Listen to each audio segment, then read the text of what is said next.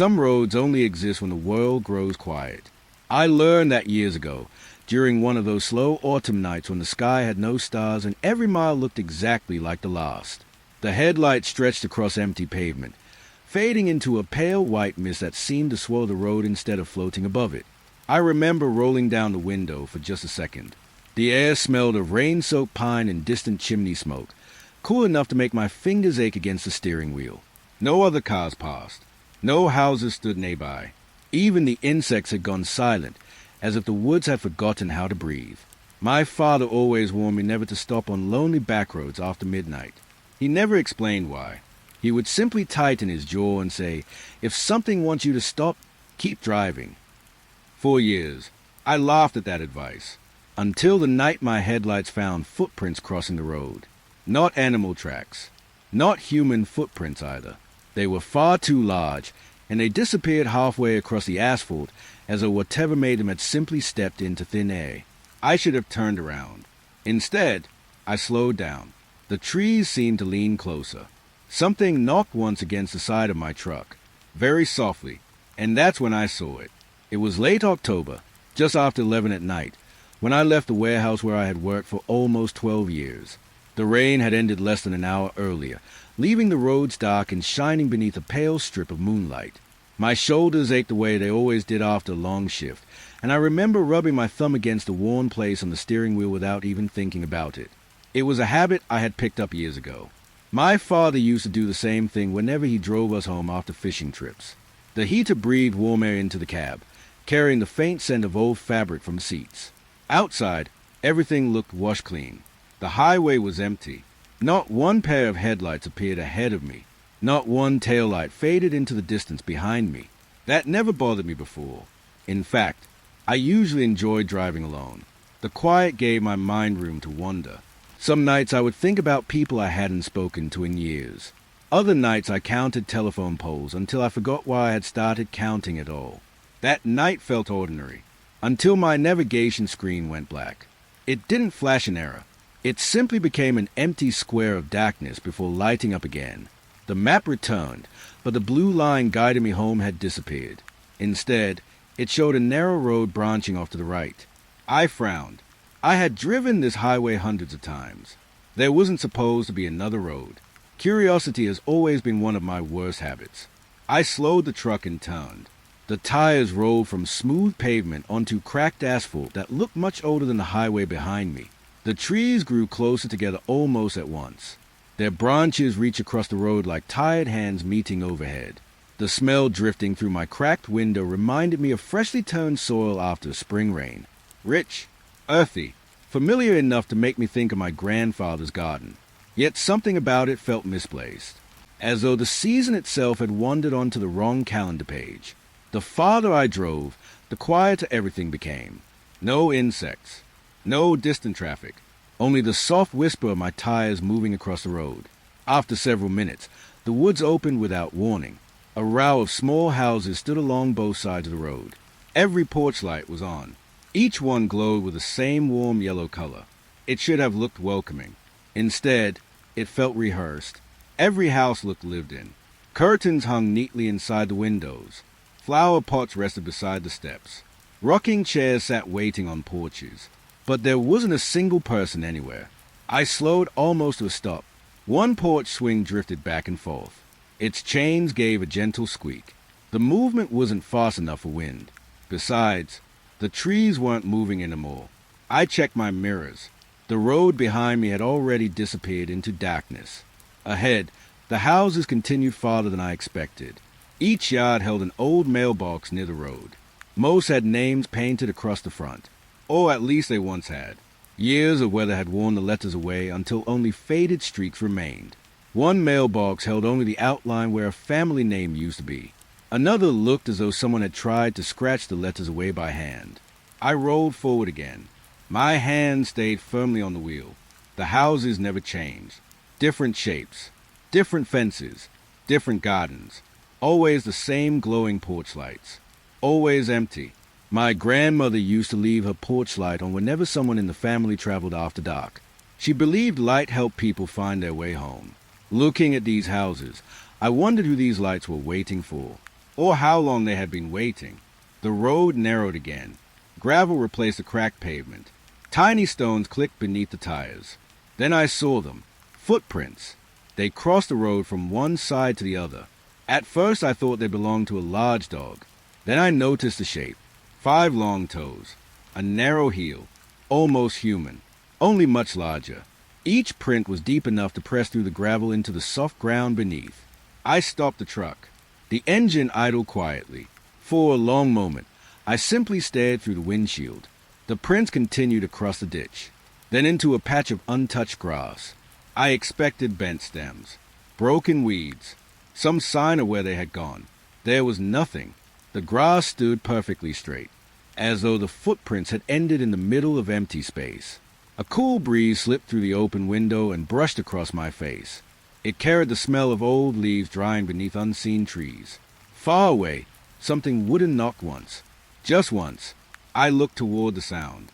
Another porch swing, moving gently. No house nearby showed any sign of life. I considered stepping outside, only for a minute, just long enough to look more closely at the tracks. Instead, I remembered something my father had told me when I was a boy. If a place feels wrong before you know why, leave before it explains itself.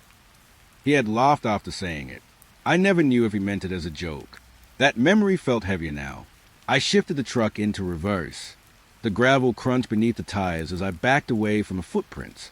When I turned around, I expected the strange little neighborhood to stretch behind me again. It didn't. The houses were gone. Only trees lined the road. The mailboxes had vanished. The porch lights no longer glowed through the branches. Within another minute, I reached the highway. My navigation screen blinked once. The unfamiliar road disappeared from the map. The route home returned as though nothing had happened. I drove the rest of the way in complete silence. The next morning, I searched every online map I could find. No side road existed where I remembered turning. A week later, I drove the highway again during daylight. There was nothing there, only an unbroken guardrail running beside the pavement. Sometimes, when work keeps me late and the roads are empty, I catch myself looking toward that stretch of highway. Not because I want to find it again, but because every now and then I can't shake the feeling that it was never waiting for me to discover it. It was waiting for me to remember it. The sun had not risen yet when I found the farmhouse. I had spent the whole night driving after leaving that strange road behind, hoping that putting more miles between myself and whatever I had seen would quiet my thoughts. It didn't. Every time I closed my eyes at a stoplight, I pictured those oversized footprints ending in untouched grass. By the time the eastern sky began to fade from black to deep blue, I realized I was nowhere near the route home. My fuel gauge had dropped lower than I liked. So had my confidence. The narrow country road stretched through endless fields of dried wheat that whispered together whenever the breeze crossed them. Their pale stalks caught the first hint of morning light, making the fields look almost silver instead of gold. There wasn't another building in sight. Then I noticed a fence. It ran beside the road for what felt like a mile. Most of the wooden posts leaned at odd angles, and long sections of wire had collapsed into the weeds. The fence looked forgotten, as though no one had cared for it in decades. Beyond it stood an old farmhouse. Its white paint had peeled away until weathered boards showed through beneath. The roof sagged gently in the middle, and one upstairs window reflected the brightening sky like a quiet eye. The place should have looked abandoned, yet the front porch seemed strangely neat. I pulled onto the gravel shoulder and shut off the truck. The engine clicked softly as it cooled.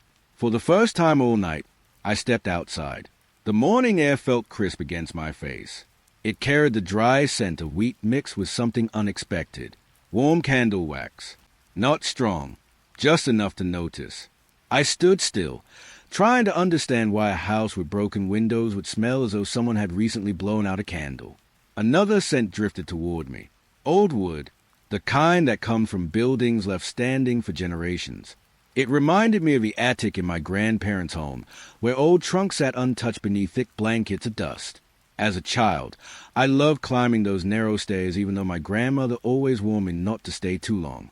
Old places remember people, she used to say. I smiled at the memory. Then I looked back at the farmhouse. The smile faded. The front gate hung open. No tire tracks marked the dirt driveway. Only tall weeds growing through the center. Still, something about the place invited me closer.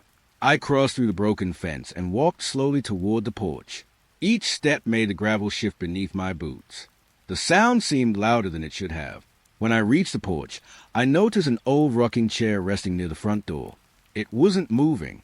A faded quilt lay folded across one arm, not covered in dirt, not soaked by weather, just waiting. The front door was closed. Its brass handle had turned green with age. I raised my hand to knock, then stopped. There was no reason to wake anyone, if anyone lived there. Instead, I sat carefully on the top step. The wood creaked beneath my weight. From there, I could see the field stretching in every direction. The breeze rolled through the wheat in slow waves. It should have been peaceful. For a few minutes, it almost was. I listened to distant birds beginning their morning songs. I watched tiny drops of dew sparkle on broken fence wire. I told myself I had simply found an old farmhouse. Nothing more. Then I noticed them. 2 small points of golden light, far beyond the fence. At first I thought sunlight had caught a piece of glass, but the light remained perfectly steady. I narrowed my eyes. The 2 points stood level with one another, like eyes, watching. The distance made it impossible to see anything around them, only those bright circles. Neither blinked, neither moved. I looked away for a moment, just long enough to rub my tired eyes.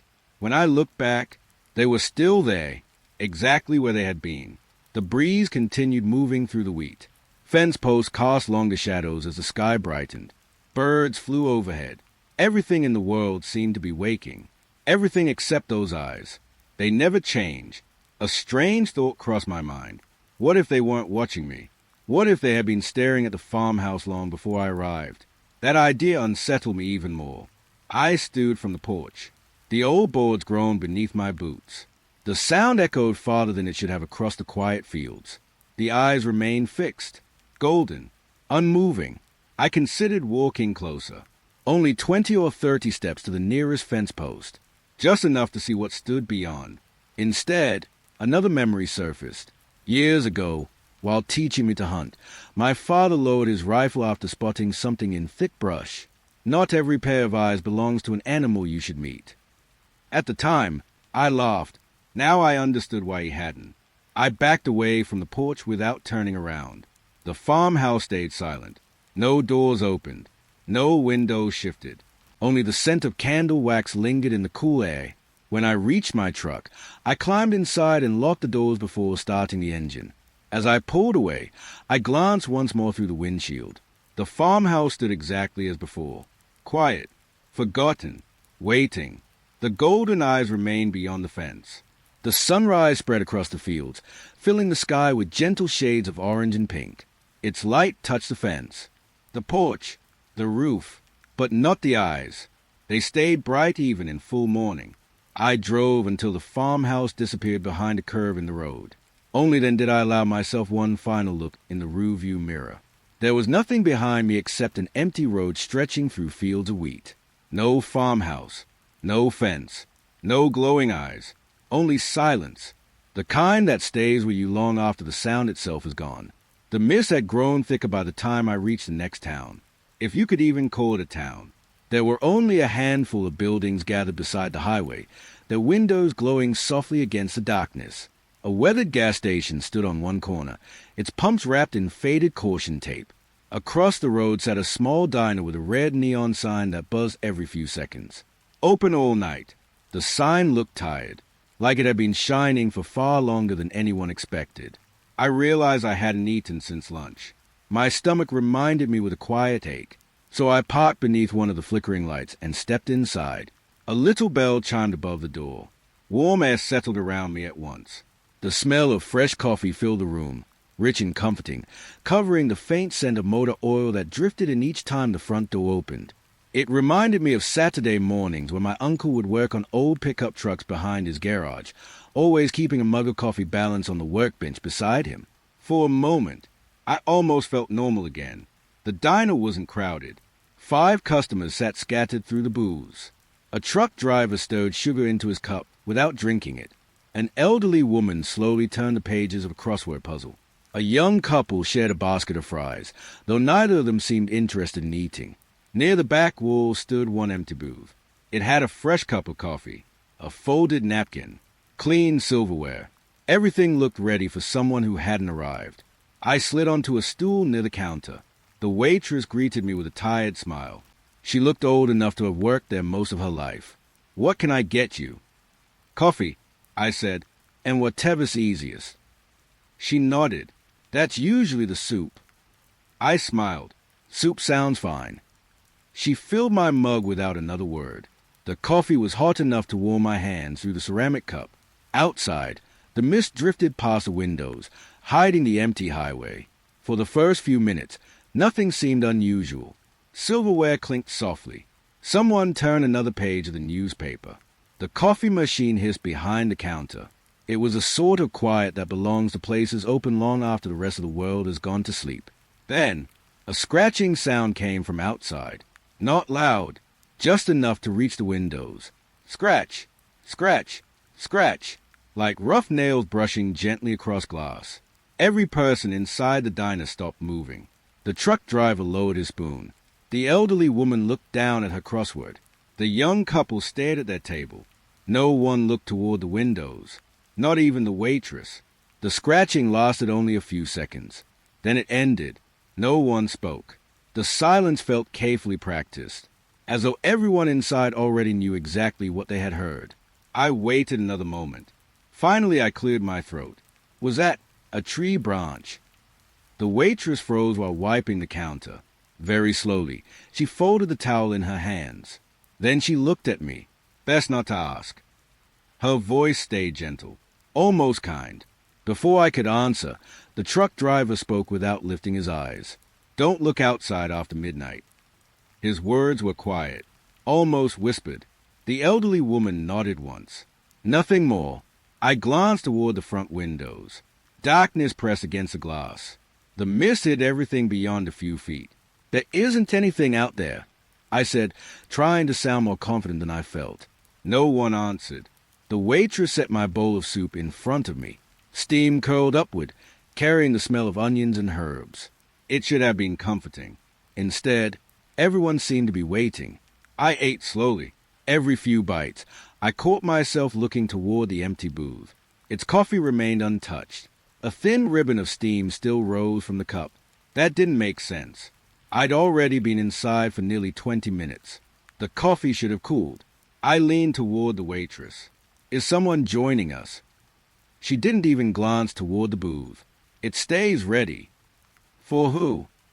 She took a long breath, then quietly said, "The last customer." I frowned, but no one sitting there. "Not yet." She walked away before I could ask another question. The word settled heavily in my mind. Not yet. I looked around the diner again. The truck driver checked his watch. The young couple quietly reached for each other's hands beneath the table. Even the old woman had stopped pretending to work on her puzzle. Everyone seemed to be listening, waiting. Outside, the scratching returned. This time it moved slowly across the front windows. Left to right. Scratch, scratch, scratch. The sound never grew louder. It never hurried. It simply crossed the length of the glass, then stopped beside the front door. The bell above the entrance never rang. No footsteps followed. Nothing entered. Still, every customer lowered their eyes. No one looked toward the door. I wanted to. Every part of me wanted to. Instead, I remember my father's voice from years ago. Sometimes curiosity costs more than fear. I wrapped both hands around my coffee mug. Its warmth had faded. Minutes passed. Eventually, the waitress walked quietly toward the empty booth. She picked up the untouched cup, poured the coffee into a nearby sink, then filled it again. Fresh, hot, waiting. When I finally paid my bill, she handed me my change without counting it. Before I reached the door, she spoke one last time. "If you're driving north." I turned back. "Don't stop again tonight." I nodded. Outside, the air felt colder than before. The faint smell of motor oil lingered near the parked trucks. I climbed into my pickup and locked the doors. The diner's windows glowed softly behind me. As I pulled onto the highway, I glanced into the rearview mirror. For only a heartbeat, I thought I saw someone sitting alone in the empty booth. Their back faced the window. One hand rested beside the untouched cup of coffee. I almost turned around. Almost. Instead, I kept driving. Weeks later, I searched for that diner while passing through the same highway. The gas station was there. The intersection was there. But the diner had vanished. An older mechanic at the station noticed me looking around. There used to be one, he said. It closed years ago. I looked once more at the empty lot. For reasons I still can't explain. I wished I had never asked about the last customer. Midnight found me climbing into the mountains. The highway narrowed as it wound between towering pines, each curve carrying me farther from the lost town. I had been driving for hours, and the yellow glow from the dashboard had become strangely comforting. It was the only steady light left. I cracked the driver's window just enough to let in a little fresh air. The scent of crushed pine needles drifted inside, cool and clean after the long day. It reminded me of camping trips with my father when I was a boy. He always said the mountains had their own kind of silence. Listen long enough, he would tell me, and they'll tell you when it's time to leave. Back then, I thought he was talking about weather. Now I wasn't so sure. The road climbed higher. Tall trees stood so close together that their branches hid most of the sky. Every few miles, a faded reflector caught my headlights before disappearing behind me. There were no houses, no gas stations, no signs except the occasional warning about sharp curves. The truck's engine settled into a steady rhythm, and for a while I almost forgot everything that had happened over the last few nights. The strange neighborhood, the farmhouse, the diner. I convinced myself that exhaustion could explain almost anything. Long hours, too little sleep, a mind eager to connect ordinary moments into something larger. That explanation lasted until I checked my side mirror. At first, I thought it was another vehicle. Something dark moved beside my truck, keeping perfect pace with me. It stayed just beyond the edge of the headlights. I blinked. The shape disappeared. I let out a quiet breath and laughed to myself. Tired eyes, I whispered. The words sounded smaller than I expected. I adjusted my grip on the steering wheel and focused on the road ahead. A mile passed, then another. The mountains remained unchanged. The trees stood like silent walls on either side of the highway. I glanced at the mirror again. The shape had returned. It wasn't behind me. It wasn't in front of me. It was beside me, running. Not close enough for the headlights to reveal it. Not far enough to disappear completely. Only a dark outline moving with impossible ease. My foot eased off the accelerator without me thinking about it. The truck slowed. The shape slowed too. I pressed the gas again. The engine answered with a deeper growl. The shape matched my speed. Exactly. A cold feeling settled in my stomach. Not sharp, not overwhelming, just quiet, like the moment before bad news reaches you. I looked straight ahead. Don't keep checking, I told myself. If it's nothing, you'll only scare yourself. For nearly a minute, I kept my eyes on the road. The white center line rolled beneath the headlights. The curves came and went. Branches swayed gently above the pavement. Finally, curiosity won. I looked again. Nothing. The mirror showed only darkness and empty road. I almost smiled. Then movement caught the corner of my eye. Not in the mirror, outside the driver's window. Something kept pace with the truck. Close enough that I sensed motion without seeing detail. I turned my head. There was only the blur of passing trees. The shape had slipped away again. The silence inside the cab felt different now. The heater had gone quiet. Even the engine seemed farther away. I reached for the radio. Static answered. No music. No voices. Only a soft hiss before the signal disappeared altogether. I switched it off. The road bent sharply to the left. A weathered sign appeared ahead. Old bridge. Reduce speed. I hadn't remembered a bridge on this route. The beams came into view a few moments later. It was narrow. Wooden rails lined both sides, faded gray by years of rain and snow. The creek below reflected a strip of moonlight between dark stones. I slowed as the truck rolled onto the bridge. The wooden planks answered with low creaks beneath the tires. Halfway across, I checked the mirror. The shape wasn't beside me anymore. Relief washed through me so quickly that I laughed once under my breath. Then I noticed something else. The passenger side mirror. It reflected the road behind me. Empty. The driver's side mirror reflected only the bridge railing. but for the briefest moment. Something passed underneath. Not behind the truck. Beneath it, a long, dark form moving silently under the bridge, keeping pace with me as though the water itself carried it forward. Before I could look again, it was gone. The truck reached the other side. The bridge disappeared behind another bend. I pulled onto a small gravel turnout and stopped. The engine idled softly. My hands rested on the steering wheel. I hadn't realized how tightly I was holding it until my fingers began to ache. I thought about getting out, checking beneath the bridge, looking for tracks, anything. Instead, I stayed where I was. Some questions feel safer without answers. After a few minutes, I started driving again. The mountains slowly gave way to lower hills. The first hints of dawn touched the eastern sky. Birdsong returned. The world began to feel ordinary once more. By sunrise, I almost believed I had imagined the whole thing. Almost. A week later, while washing the truck in my driveway, I noticed something I couldn't explain. Along the driver's side, beneath the doors, a thin line of dried mud stretched from the front wheel to the rear bumper. It wasn't unusual for a mountain road, until I looked closer. Pressed into the dried mud were faint marks. Not scratches, not stones. They looked like the outline of enormous handprints, one after another, as though something had rested its fingers against the truck, while keeping pace beside me through the mountains. I washed them away without taking a photograph. Even now, I sometimes wonder whether that was a mistake. But I have never driven that highway again. And whenever I come to an old bridge after midnight, I keep my eyes on the road ahead, because there are some places where looking down feels too much like an invitation. The cabin had been empty for nearly 30 years. At least, that was what everyone in my family believed. It stood deep in the hills beyond a forgotten logging road, hidden beneath tall spruce and maple trees that had grown thicker with every passing season. My grandfather built it long before I was born. He hunted there every autumn until the year he disappeared. No one ever found him. The search lasted 12 days. Neighbors, volunteers, even trained dogs combed the forest.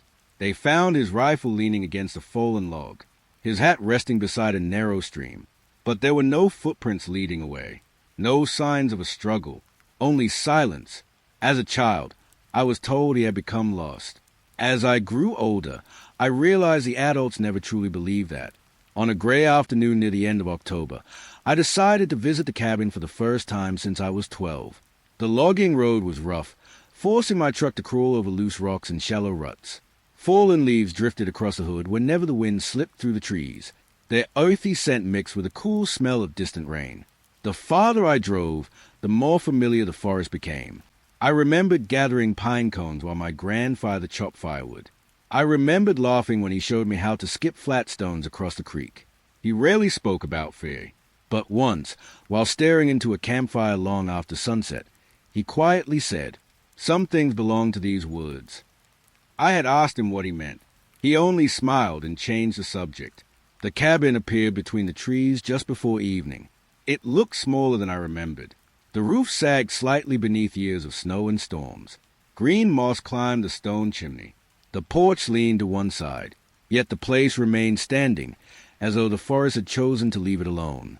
When I stepped from the truck, the air felt colder beneath the trees. A faint trail of smoke drifted from the chimney. I stopped walking. There hadn't been anyone here for decades. At least, there shouldn't have been. I stood quietly for several moments. The smoke continued rising in a thin line before disappearing among the branches. Someone had lit the fireplace. Or something had. I climbed the porch steps carefully. Each bar had grown beneath my boots. The front door stood slightly open.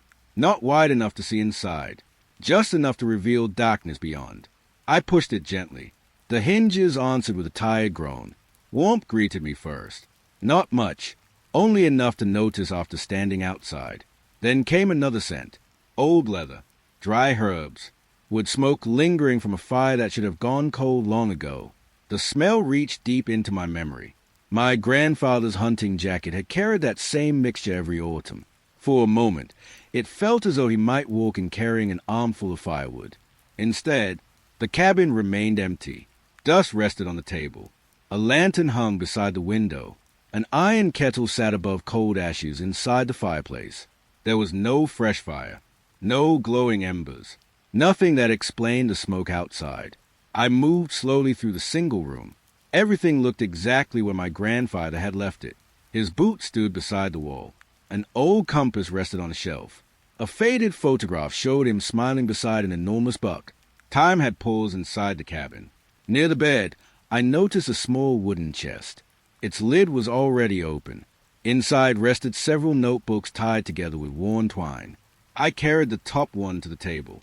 The pages had yellowed with age. Most entries described weather, hunting trails, and fishing spots. Ordinary things. Then the writing changed. October 18th. He circled the cabin again last night. The next page. October 20th. Never whistles. Never growls. Only walks. Another. October 23rd. Moonless again. It always comes when the sky is empty. My hands tightened around the notebook. The final entries grew shorter. More horrid. October 27th. The trees hide it during daylight. October 28th. Do not follow the tracks. The last page contained only one unfinished sentence. If the door opens after, nothing else.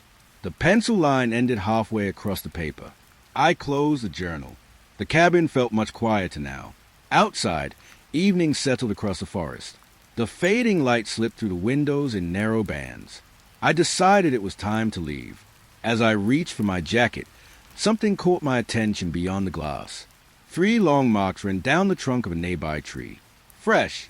The pale wood beneath the bark looked clean, as though the cuts had been made only hours before. I frowned. I was certain those marks hadn't been there when I arrived. I stepped onto the porch. The forest remained calm. A few leaves drifted lazily between the branches. Nothing moved. Then I noticed another tree. 3 more marks. A little closer. I walked to the edge of the clearing. The bark had been peeled away in long, even strokes. Too high for any bear I had ever seen. Too straight to be natural. I turned slowly. Across the clearing. Another tree now carried the same marks. Closer again. A quiet uneasiness settled over me. Not panic, just a feeling that I had stayed longer than I should have. I backed toward the porch without taking my eyes off the trees. The forest offered no explanation, no movement, only the faint rustle of leaves high above. When I reached the doorway, I looked once more at the clearing. The newest marks were now on the tree nearest the cabin. I couldn't remember seeing them appear. I only knew they hadn't been there before. I stepped inside long enough to collect the journal. Perhaps someone else in the family should read it. Perhaps they already knew what it contained. As I crossed the threshold again, a cool breeze slipped through the doorway. The smell of dried herbs lingered behind me. I had taken only 3 steps down the porch when I heard it. Not a growl, not footsteps, just a soft click of old wood settling. I turned. The front door was moving. Slowly, gently, without hurry. It closed until only a narrow strip of darkness remained. Then it met the frame with the faintest sound. I waited. No one opened it again. I carried the journal back to my truck, without looking toward the windows. Some questions had followed my grandfather into those woods. I wasn't ready to ask them. But every autumn, when the moon disappears from the sky, I find myself wondering about the sentence he never finished, and whether he stopped writing, or whether something standing just beyond the door convinced him he no longer needed to. The first frost of November covered the fields when I found the old bus stop. Morning had barely begun. The sun was still hidden behind a blanket of gray clouds, leaving the countryside washed in a pale light that made every fence post and tree seem farther away than it really was. My truck rolled slowly along a forgotten county road, its tires crunching over thin patches of ice that had formed during the night. I wasn't looking for anything unusual. After everything I had experienced over the previous weeks, I had started choosing different routes whenever I traveled. I avoided lonely highways after midnight. I stayed away from abandoned buildings whenever I could. Yet somehow, the quiet places always seemed to find me first. The bus stop stood beside a narrow curve in the road. Its small wooden shelter leaned slightly to one side, protected by an old oak whose branches had already surrendered most of their leaves. Faded blue paint peeled away from a bench inside, exposing rough wood beneath. No school buses had stopped there for years. The nearby school had closed long ago. I pulled onto the shoulder without thinking too much about it. Something about the place reminded me of waiting for the bus on winter mornings when I was a child. My mother always tucked an extra pair of gloves into my backpack because she knew I would lose the first pair before Christmas. I smiled at the memory. It faded as soon as I stepped out of the truck. The cold greeted me immediately. Each breath drifted away in a white cloud before disappearing into the still morning air. Frost covered the grass beside the road, sparkling softly beneath the weak daylight. As I walked toward the shelter, my boots pressed into the frozen ground with a crisp crunch. The sound echoed farther than it should have. A faint scent floated on the breeze. Chalk dust, dry, powdery. It carried me back to elementary school classrooms with green chalkboards and wooden desks covered in carved initials. The smell didn't belong out here. Not beside an abandoned road. Not years after the school had closed. I looked toward the building. It stood across an open field nearly half a mile away. Its brick walls had darkened with age. Several windows were broken. The flagpole out front leaned slightly, empty except for a loose rope that tapped gently against the metal. Nothing moved. The silence settled around everything like an old blanket. I turned back to the shelter. That's when I noticed the footprints. Small prints. Children's shoes. Pressed into the cracked concrete platform. There were dozens of them. Some pointed toward the road. Others faced a bench. A few overlapped one another as though children had once shuffled impatiently while waiting for the bus. I crouched for a closer look. The prints weren't new. They couldn't have been. Years of weather had worn them into the concrete itself. Tiny memories trapped in stone. I reached down and brushed my fingers across one of them. The surface felt colder than the rest of the concrete. Cold enough to make my hand ache. I stood quickly. A breeze crossed the empty field. Dry grass bent together in slow waves before becoming still again. Then, I noticed something on the opposite side of the road. At first, I thought it was another tree. Tall, dark, standing alone near the fence line. But trees don't change shape when you look away. This one did. I blinked. The figure remained where it was. Its outline was difficult to follow against the gray morning, yet I knew one thing immediately. It was much too large to be a person. Far too broad through the shoulders. Far too tall to belong there. I stared for several seconds. Nothing happened. No movement. No sound. Only that distant shape waiting beyond the ditch. I told myself it could be an old fence post. A hunting blind. Anything. I looked down at the footprints again. When I raised my head, the figure was gone. Relief came so quickly that I laughed under my breath. "You're letting your imagination win," I muttered. The words disappeared into the empty countryside. I climbed into the shelter and sat on the faded bench. The old wood creaked beneath my weight. For a while, I simply listened. Far away, a crow called once before flying deeper into the trees. The breeze carried another trace of chalk dust. Somewhere, loose metal tapped softly against itself. Nothing more. I checked my watch. Nearly 7. School buses used to arrive around this time. Without warning, I found myself looking toward the road. Waiting. The thought made me shake my head. There hadn't been children here in years. The district had built a new school closer to town. Everyone knew that, didn't they? A sudden uneasiness settled over me. I stood and stepped back outside. Across the road. The figure had returned. Closer now. Not much. Perhaps 20 yards nearer than before. It remained perfectly still. I couldn't make out a face. Only a dark outline against the pale field.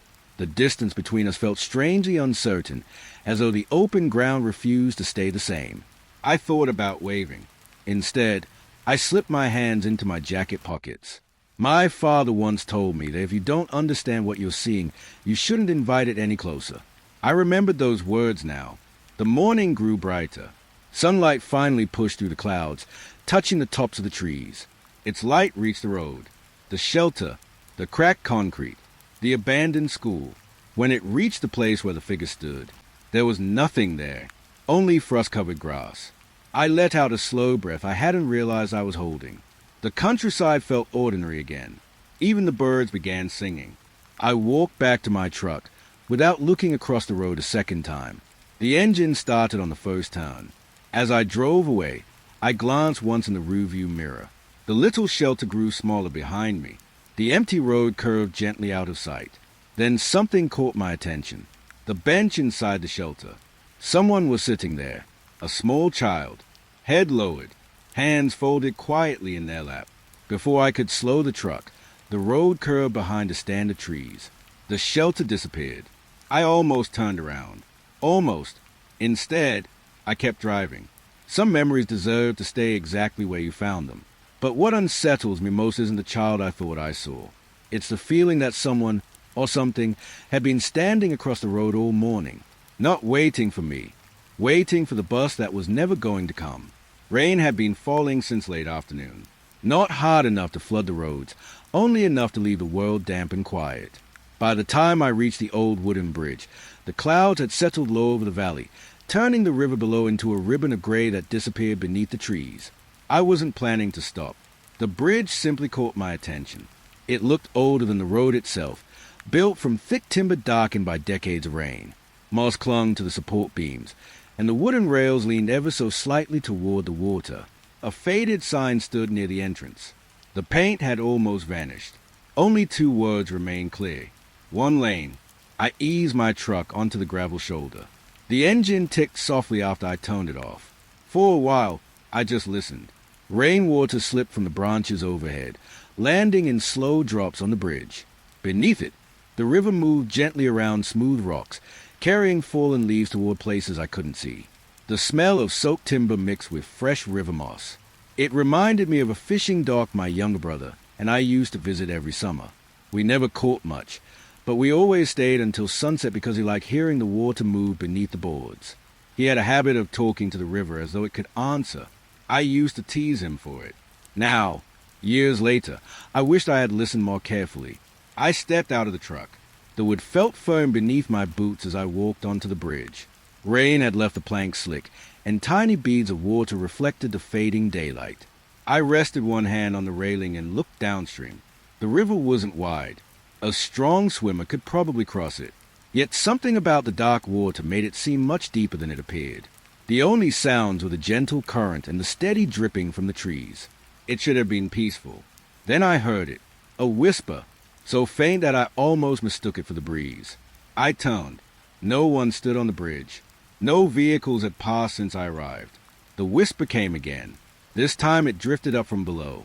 I leaned slightly over the railing. The river continued flowing quietly beneath me. Nothing moved along the banks.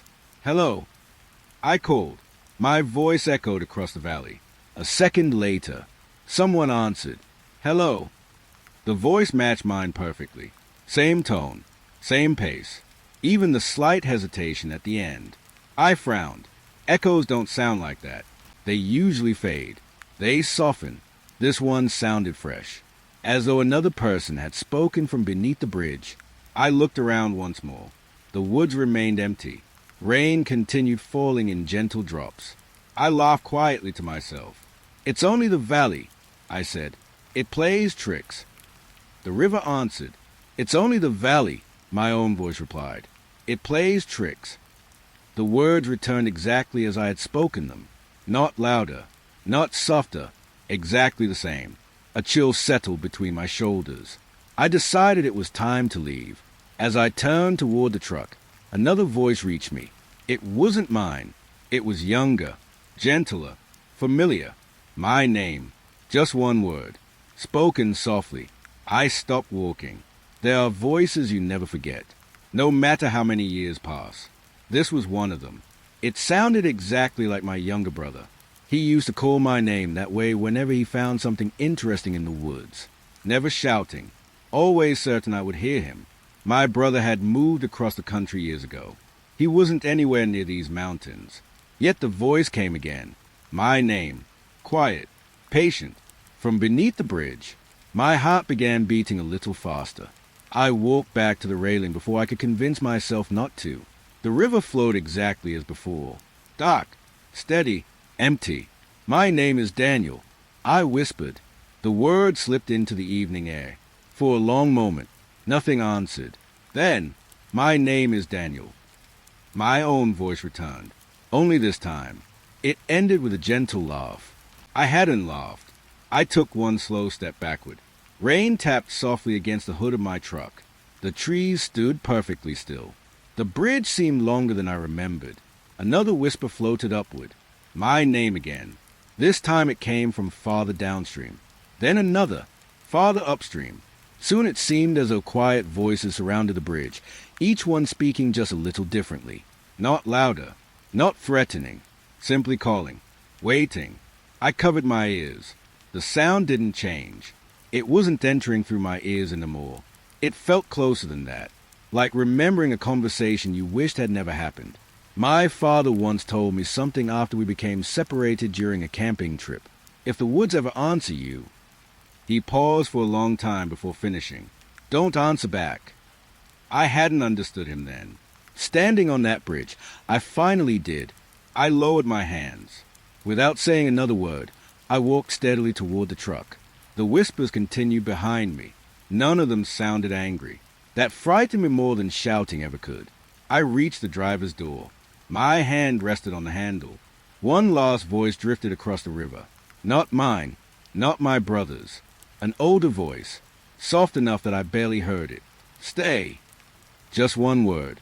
I climbed inside and locked the doors. The engine started immediately. Its familiar vibration steadied my breathing.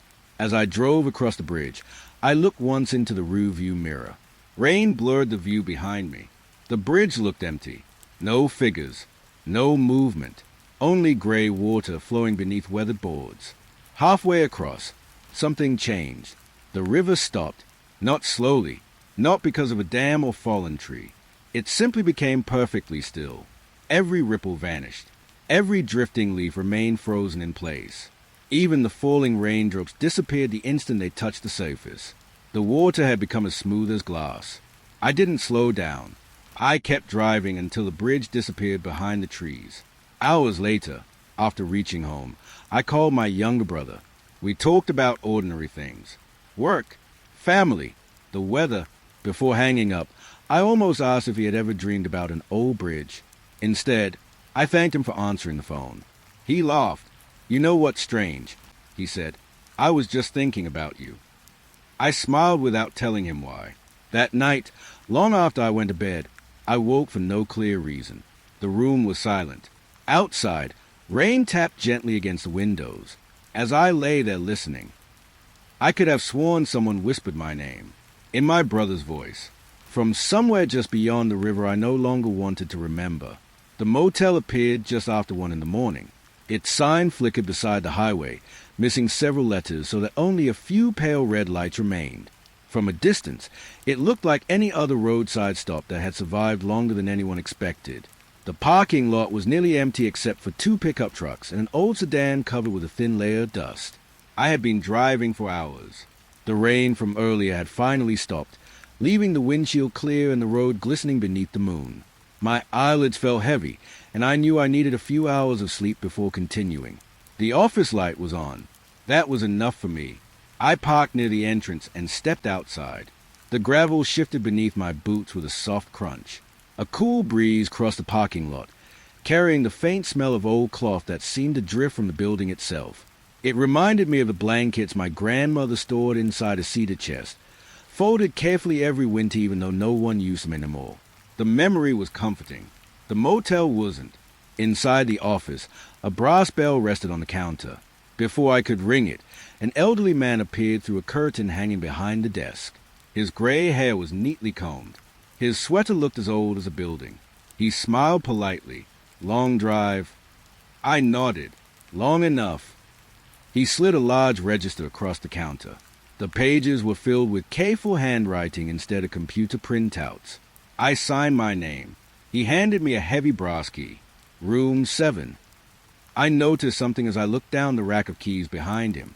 Room 1, 2, 3, 4, 5, 6, 7, 8, 9, 10. There was no key marked with the number 11. In fact, there was no room marked 11 anywhere on the board. I looked back at the register. The room numbers skipped from 10 to 12. I frowned. Missing a room. The old man paused only a moment. We don't rent that one. I waited for an explanation. None came. Instead, he wished me a good night and returned behind the curtain. Outside, the hallway stretched beneath a long overhanging roof. Small yellow lights hung above each door. The paint along the walls had faded from years of weather. Everything looked ordinary, until I reached room 10. The next door wasn't numbered 11. It had no number at all, just a plain wooden door, freshly painted, cleaner than every other door in the hallway. I stopped walking. The brass knob reflected the hallway light. No peephole, no welcome mat, nothing to suggest anyone had ever stayed there. Then I noticed another smell. Faded perfume, light enough that it disappeared whenever the breeze passed through the corridor. It seemed to linger only around that door. I stood there longer than I should have. Finally, I reminded myself how tired I was. Old buildings of strange details. That was all. My room waited 2 doors farther down. Inside, everything was simple. A neatly made bed, a small television, a wooden chair beside the window. The wallpaper had begun peeling near one corner, but the room felt clean. I washed my face and switched off the light. Sleep came quickly. At least, I think it did. Sometime later, I woke without knowing why. The room remained dark. Only a narrow strip of moonlight reached across the floor. For a while I listened. Nothing. Then, a quiet click echoed from somewhere outside. A door opening. Slowly, I sat up. The hallway beyond my window remained empty. Another sound followed. Gentle footsteps. Not hurried, not heavy, just a slow walk along the wooden walkway. They stopped, right outside my door. I held my breath. No knock came. No voice called out. After several long seconds, the footsteps continued, past my room, toward the door without a number. Another click. Silence. I looked toward the clock. 3:12. The hallway outside seemed perfectly still. Eventually, curiosity overcame common sense. I slipped on my boots and opened my door just enough to look outside. The corridor was empty. Every numbered door remained closed. At the far end, the unmarked door stood slightly open. Only an inch. Darkness filled the narrow gap. A faint scent of faded perfume drifted toward me again. Before I could think better of it, I stepped into the hallway. Each floorboard answered softly beneath my weight. The night air felt colder than before. When I reached the door, I stopped. The opening was just wide enough to see part of the room inside. There was no furniture, no carpet, only bare wooden floor. Then I looked down. Fresh mud covered the threshold. Large paw prints crossed from the hallway into the room. They were much larger than any dog's. The toes ended in long, narrow impressions, as though whatever had entered carried its weight carefully. The prints stopped a few feet inside. Beyond them, the floor was perfectly clean. I leaned forward, trying to understand, trying to see farther into the darkness. A voice behind me broke the silence. "You shouldn't be here." I turned so quickly my shoulders struck the wall. The elderly manager stood several yards away. His expression wasn't angry, only tired. "I heard a door," I said quietly. He nodded. "It opens every night." "Who uses it?" He looked toward the unmarked doorway. "No one who checks in." Neither of us spoke for several moments. Finally, he walked past me. Without looking inside, he placed one hand against the door. Very gently, he pushed it closed. The latch clicked. The hallway felt warmer immediately. He looked at me once more. "Get some rest." Then he disappeared toward the office. I returned to my room. Sleep came only in short moments after that. At sunrise, birds gathered on the telephone wires outside. Morning light chased away much of the night's uneasiness. I packed my bag and checked out before 7. As I loaded my truck, curiosity drew my eyes back to the hallway. The unmarked door looked perfectly ordinary. No mud, no strange scent, nothing. I almost convinced myself I had dreamed the whole thing. Then I noticed the concrete beneath the doorway. Rain had washed the walkway clean overnight, except for one small patch. There, pressed into the damp surface, remained a single muddy paw print. It pointed toward the room, not away from it. Before I could look any closer, the old manager quietly pulled the door shut once again. The sound echoed softly across the empty parking lot. I started my truck without another glance. Even now, whenever I stay at roadside motels, I count the room numbers before carrying in my bags. Sometimes they all make perfect sense. And sometimes I notice one missing. Moonlight followed me into the cornfield. I hadn't planned to leave the highway that night. My fuel tank was nearly full, the road ahead was clear, and I still had another 2 hours before reaching the next town. But a faded wooden sign caught my eye as I rounded a bend. Farm stand, 1 mile. The paint had almost disappeared. I thought I might find fresh coffee or perhaps someone willing to point me toward a quieter road. Instead, the narrow lane carried me between endless rows of corn that stretched farther than my headlights could reach. The stand itself was empty. A weathered table stood beneath a small shelter with a rusted cash box resting on top. A handwritten note fluttered gently beneath a smooth stone. Closed for the season. I smiled to myself. I had driven a mile for nothing. The smell of dry corn leaves drifted through the open window, carrying a dusty sweetness that reminded me of hay rides when I was a child. My cousins and I used to race through corn mazes every October, convinced we could never get lost. We always did. My grandfather would whistle until we found our way back. That memory lingered as I turned the truck around. Or at least, I thought I had. The narrow lane seemed different now. Instead of leading back toward the highway, it continued between taller rows of corn that leaned inward as though quietly closing behind me. I slowed. Perhaps I had taken the wrong turn. The tires rolled over packed dirt, sending small clouds of dust into the cool night air. The moon hung low above the field. Its silver light spilled across the tops of the stalks, leaving the spaces between them dark and uncertain. A gentle breeze passed through. The dry leaves brushed together with a soft rustling that sounded almost like slow breathing. Not frightening, just strangely steady. I reached for my phone. No signal. That wasn't unusual out here. Still, I slipped it back into my pocket with a small sigh. The lane narrowed again. Ahead, I noticed a break in the roads. A narrow footpath. It curved gently into the field before disappearing among the corn. I should have ignored it. Instead, I parked the truck beside the lane. The engine ticked quietly as it cooled. I grabbed my flashlight but didn't switch it on. The moon gave me enough light. At least, I believed it did. The path fell firm beneath my boots. Dry earth cracked softly with each step. The corn rose above my shoulders, hiding everything beyond the next few feet. Every now and then, another narrow trail crossed the one I was following. Each looked almost identical. I tried to remember which direction I had entered from. After only a few minutes, I wasn't sure anymore. I stopped walking. The breeze had faded. The corn stood perfectly still. The silence felt complete. Then, somewhere off to my right, something moved, not through the stalks. Around them, a slow circle. I couldn't see it, only the gentle sway of leaves a short distance away. I listened. Nothing. No footsteps. No snapping branches. Only the faint sound of dry leaves settling back into place. "It's probably a deer," I whispered. The word sounded thin, even to me. I continued forward. The path curved again, then divided into 3 smaller trails. I frowned. I didn't remember seeing them before. Choosing one at random, I kept walking. Minutes passed, or perhaps longer. Time felt strangely uncertain inside the field. Every direction looked the same. The moon disappeared behind drifting clouds, leaving only a faint glow overhead. I finally switched on my flashlight. Its narrow beam reached only a few yards before being swallowed by rows of corn. The light caught something on the ground. Footprints. Large ones. Too large for mine.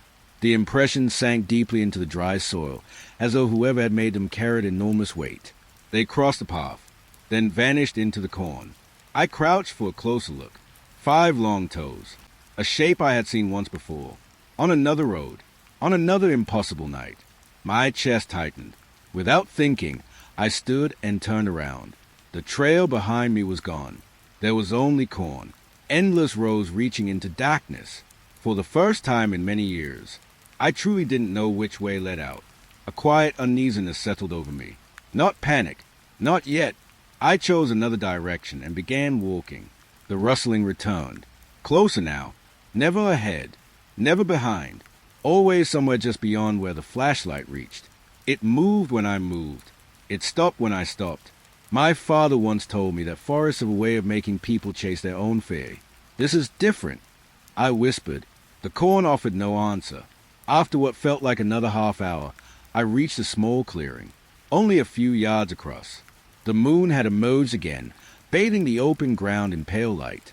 In the center stood an old scarecrow. Its clothes had faded to the color of ash. Its hat rested crookedly on a head made from a burlap sack. One sleeve hung empty. The other pointed toward a single narrow trail leading away from the clearing. I stared for a long moment. The scarecrow hadn't frightened me. What unsettled me was the ground around it. There were no footprints. Not mine. Not anyone else's. The soil remained smooth despite everything I had walked through to reach it. A cool breeze crossed the clearing.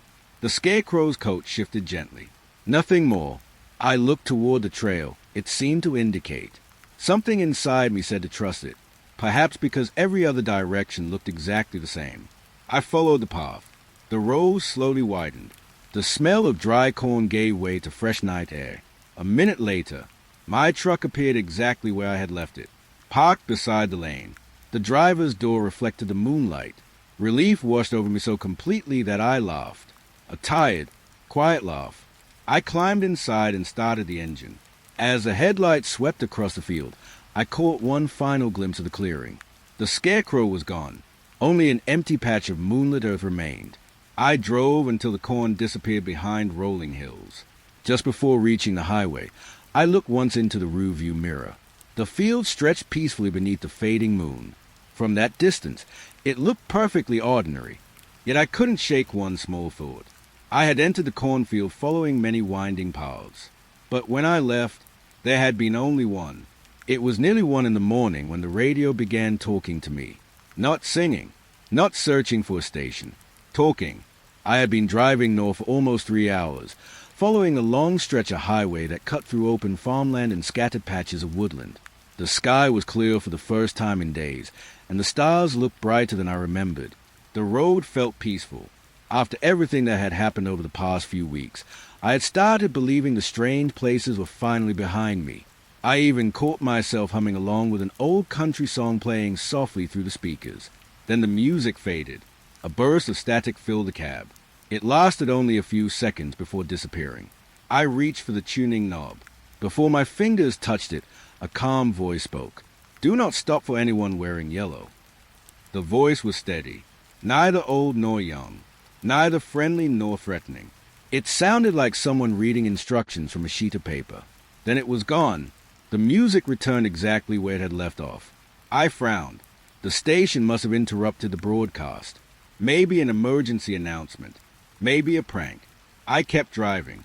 5 minutes later, the song ended. Another wave of static drifted from the speakers. Again, the same voice. Exactly the same pace. Exactly the same tone. "Do not stop for anyone wearing yellow." Silence. Then another song began. I laughed quietly. It wasn't a comfortable laugh. Only the sort people make when they are trying to convince themselves something isn't strange. The dashboard clock changed to 1:13. A faint metallic smell reached me from beneath the steering column. It reminded me of warm electrical wires inside the old garage where my uncle repaired tractors. Every summer he warned me never to ignore the smell of overheated wiring. If you smell it, he'd say, find the problem before the problem finds you. I glanced beneath the dashboard. Everything looked normal. No smoke. No warning lights. The truck drove as smoothly as ever. Still, the smell lingered.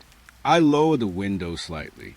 Cool night air slipped inside, carrying away most of it. For the next hour, the highway remained empty.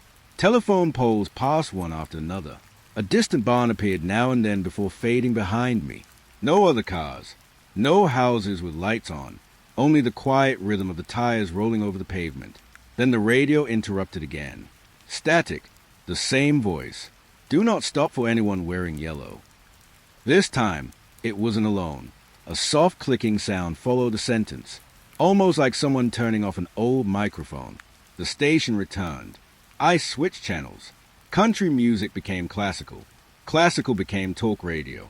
Talk radio became silence. Every station worked. For several miles. Then, without warning, every one of them stopped. Static filled the cab. The voice spoke from every frequency. "Do not stop for anyone wearing yellow." I turned the radio off.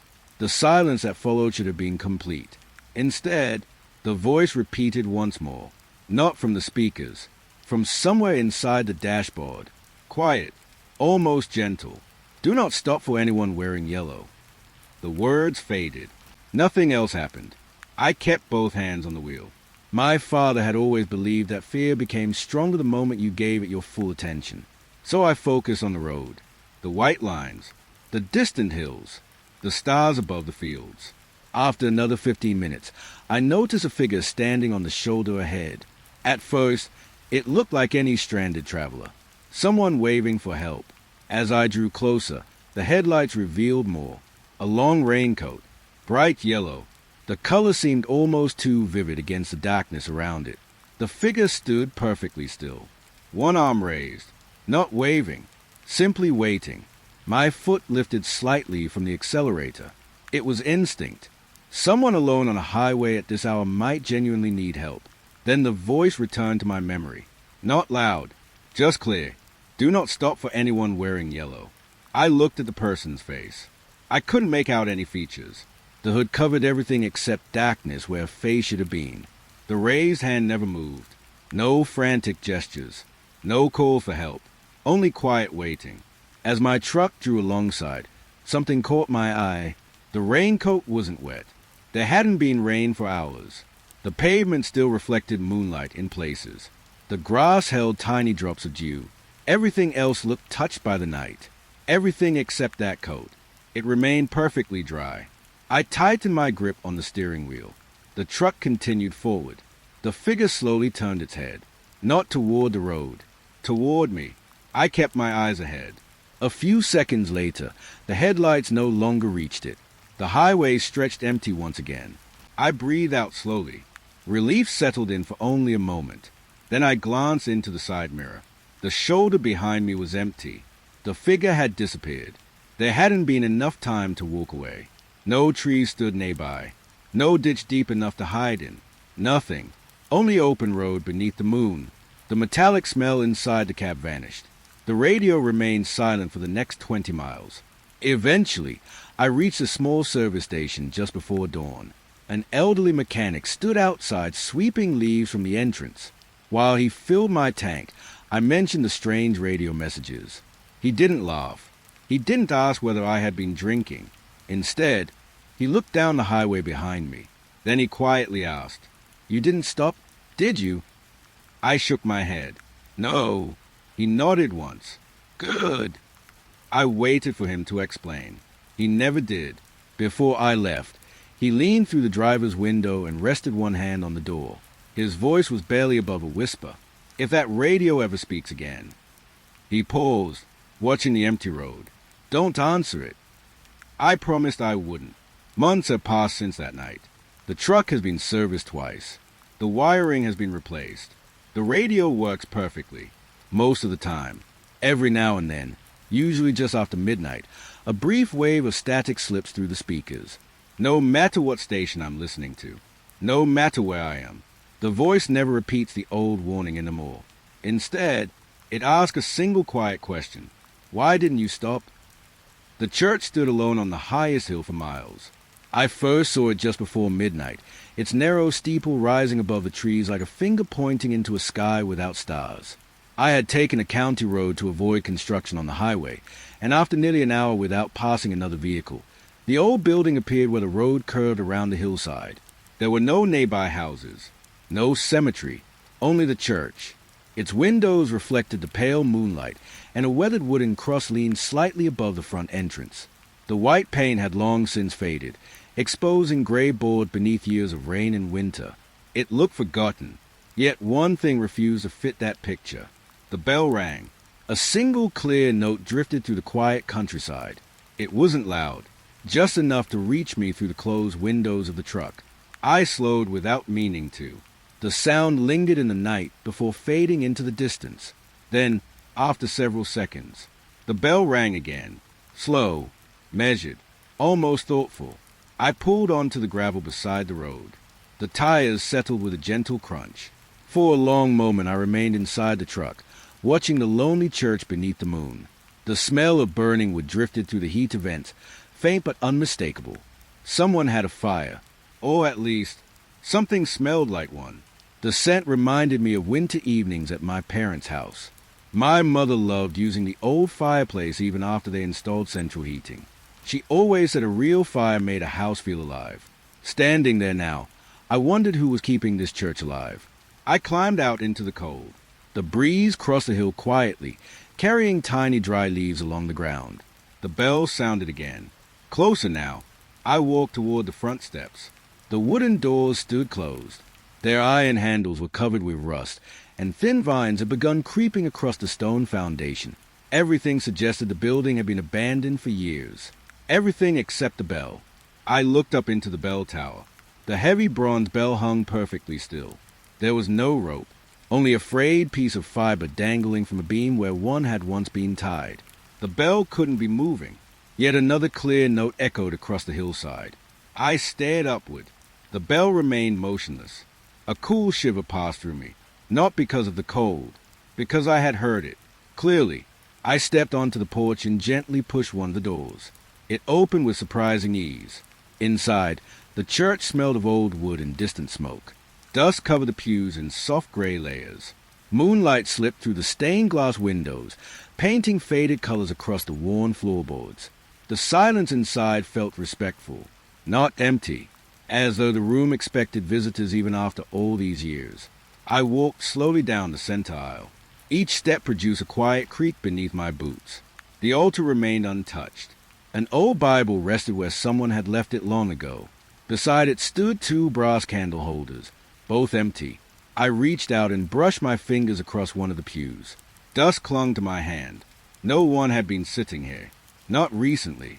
Then the bell rang again. This time it sounded directly above me. I looked toward the ceiling.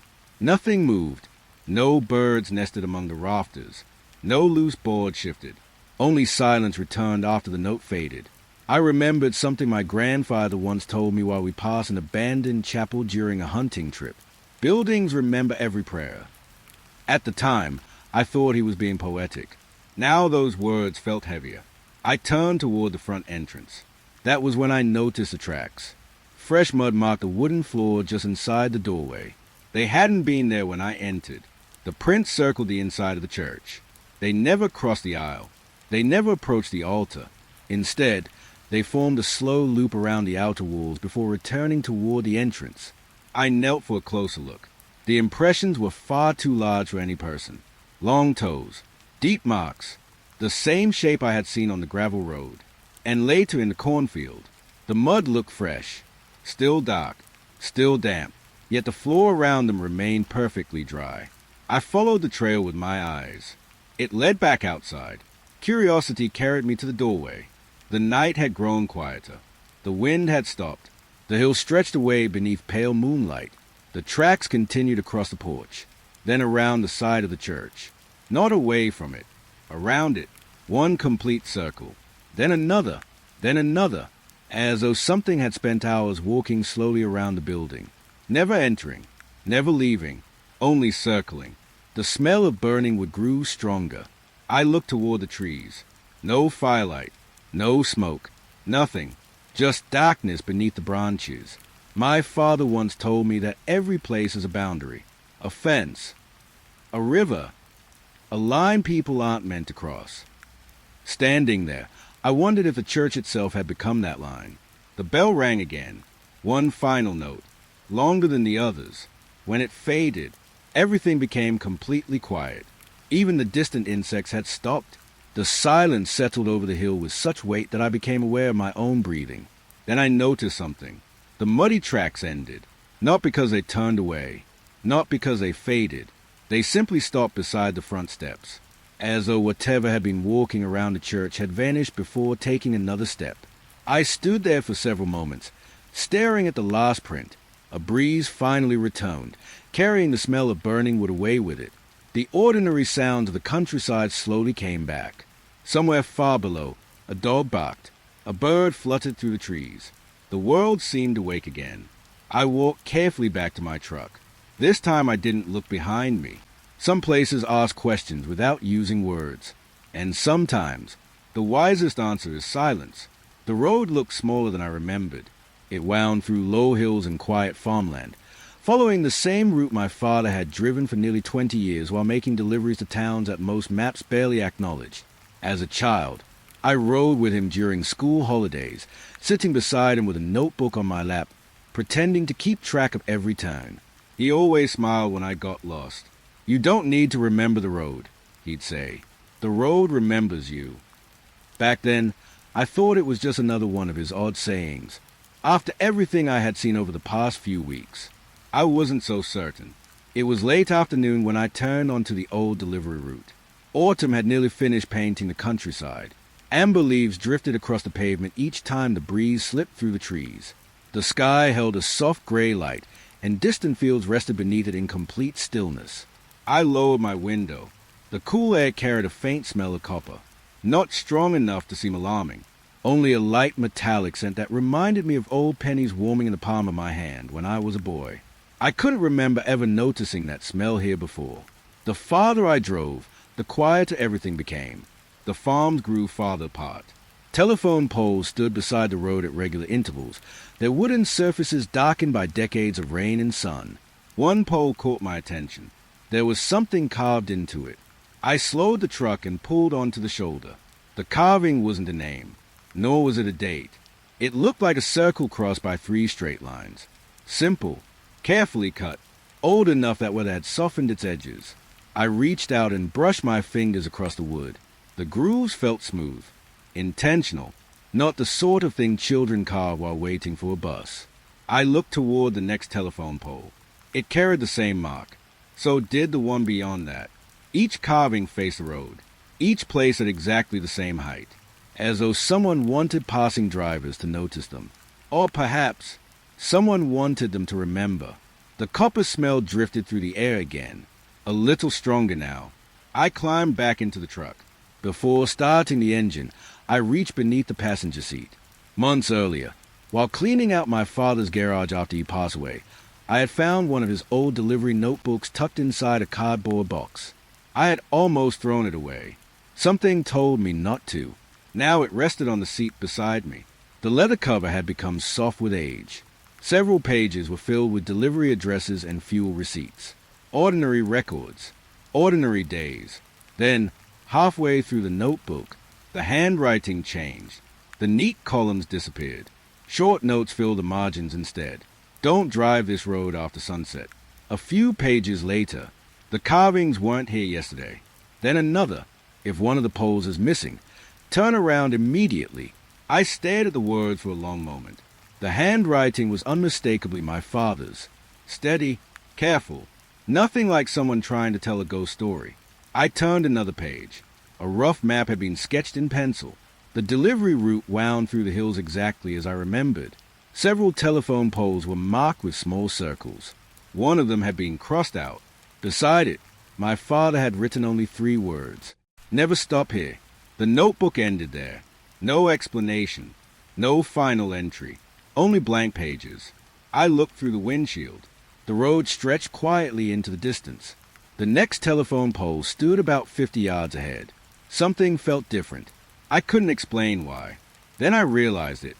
There should have been another pole between the 2 I could see. The spacing along this road had always been even. My father used to joke that he measured long drives by counting them. Now, one was missing. I checked the notebook again. The small map, the crossed-out circle. Without thinking, I started the truck. The engine settled into a familiar rhythm. I drove slowly toward the empty stretch. The copper smell returned, much stronger this time. The missing pole should have stood beside a narrow field bordered by old maple trees. Instead, there was only bare ground. No broken wood. No concrete base.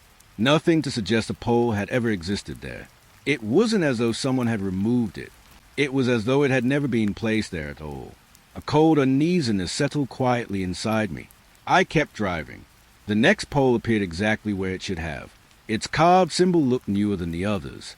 The edges remained sharp, fresh. I stepped out for a closer look.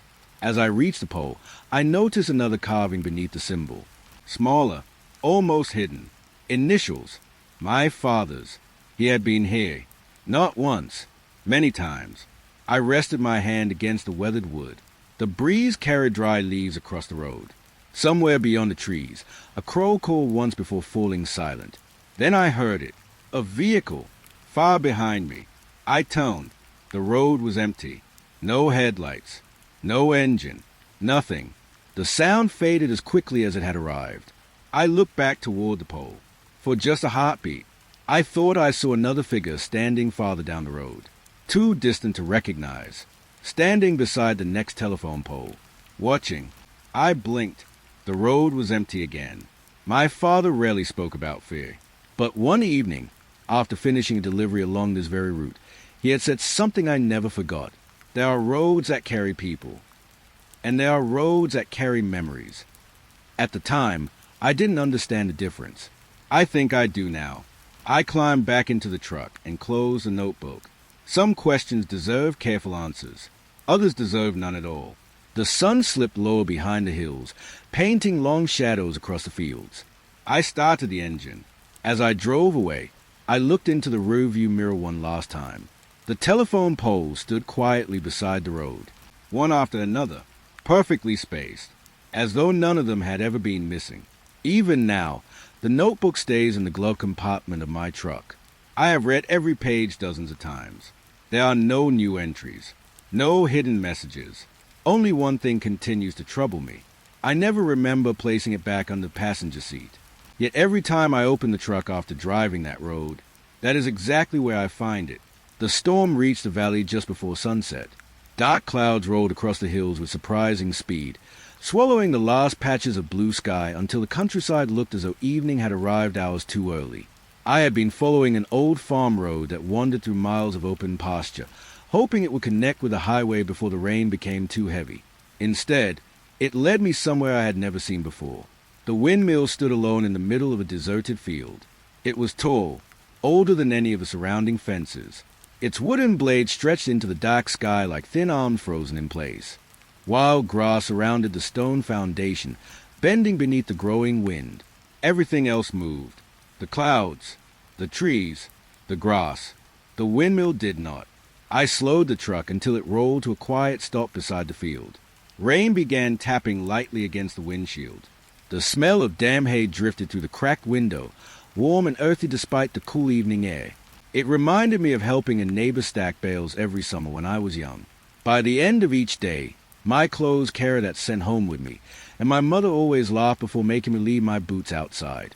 For a moment, that memory felt comforting. Then lightning flashed. The entire field glowed white for an instant. The windmill hadn't moved, not even a fraction. Thunder followed several seconds later. The wind grew stronger. Branches swayed wildly along the edge of the pasture. Loose fence wire rattled against old wooden posts. Still, the blades remained perfectly still. I climbed out of the truck, pulling my jacket tighter around my shoulders. The ground had already begun to soften beneath my boots. Rain landed gently across the field, darkening the grass one patch at a time. I walked through the open gate. The old hinges complained softly behind me. The wind pushed steadily against my back as I crossed the pasture. It should have been enough to turn those weathered blades without any effort at all. Yet they stood frozen. The silence around the windmill felt strangely complete. Even the storm seemed quieter near it. When I reached the stone base, I rested one hand against the rough surface. The stones felt colder than the evening air. Tiny drops of rain gathered between the cracks before slowly sliding downward. A narrow wooden door faced the field. It hung slightly open.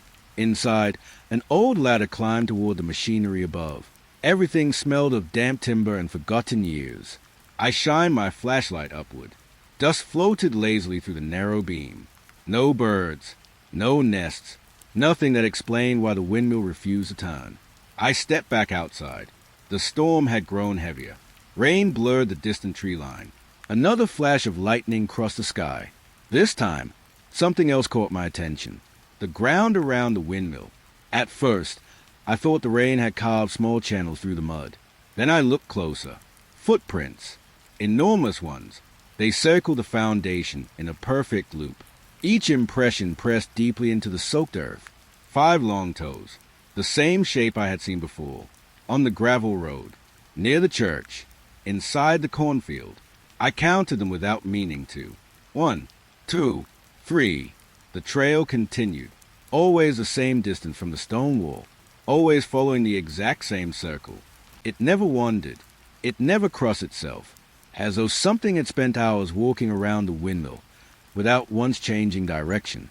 The rain continued falling, yet the prints remained sharp, fresh, unaffected. I followed them slowly. The circle carried me all the way around the foundation. When I returned to where I had started, I stopped. The trail should have continued. Instead, it ended, not gradually, not where the ground became rocky. The final footprint simply stopped. Beyond it, the mud lay smooth and untouched. I stood perfectly still. The wind pressed against my jacket. Rain soaked the shoulders. Lightning flickered again beyond the hills. For reasons I couldn't explain, I reached into my pocket and took out my phone. I wanted a picture. Proof.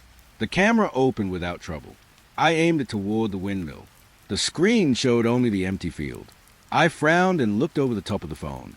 The windmill stood directly in front of me, tall, unmoving. I lowered my eyes to the screen again. Nothing. Only grass, rain, an empty patch of sky. The windmill wasn't there. I turned the phone sideways, zoomed in, stepped left, stepped right. Every photograph captured the field exactly as though the windmill had never existed. A quiet uneasiness settled over me. I took another picture, then another. Every image looked the same. The storm grew louder. Thunder rolled across the valley, lingering longer this time. I slipped the phone back into my pocket. Some things, I realized, don't wish to be remembered that way. As I turned toward the truck, I noticed something strange. The wind had stopped. Not everywhere, only around the windmill. The grass beyond the fence continued bending beneath powerful gusts. Trees swayed. Rain drifted sideways. Yet inside the circle of footprints, everything remained completely calm. I backed away slowly. The moment I crossed the fence, the wind caught my jacket again. The ordinary sounds of the storm returned. I climbed into the truck and started the engine. Its familiar vibration eased the tightness in my chest. As I drove along the muddy road, curiosity pulled my eyes toward the rearview mirror.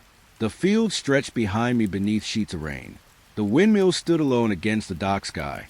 Then, very gently, one blade moved, just enough to notice. Then another. The old wheel completed a single slow turn. Only one. After that, it became perfectly still again. When I reached the highway, I pulled into a rest area and looked through the photographs on my phone. Every picture showed an empty pasture beneath a gathering storm. No windmill. No footprints.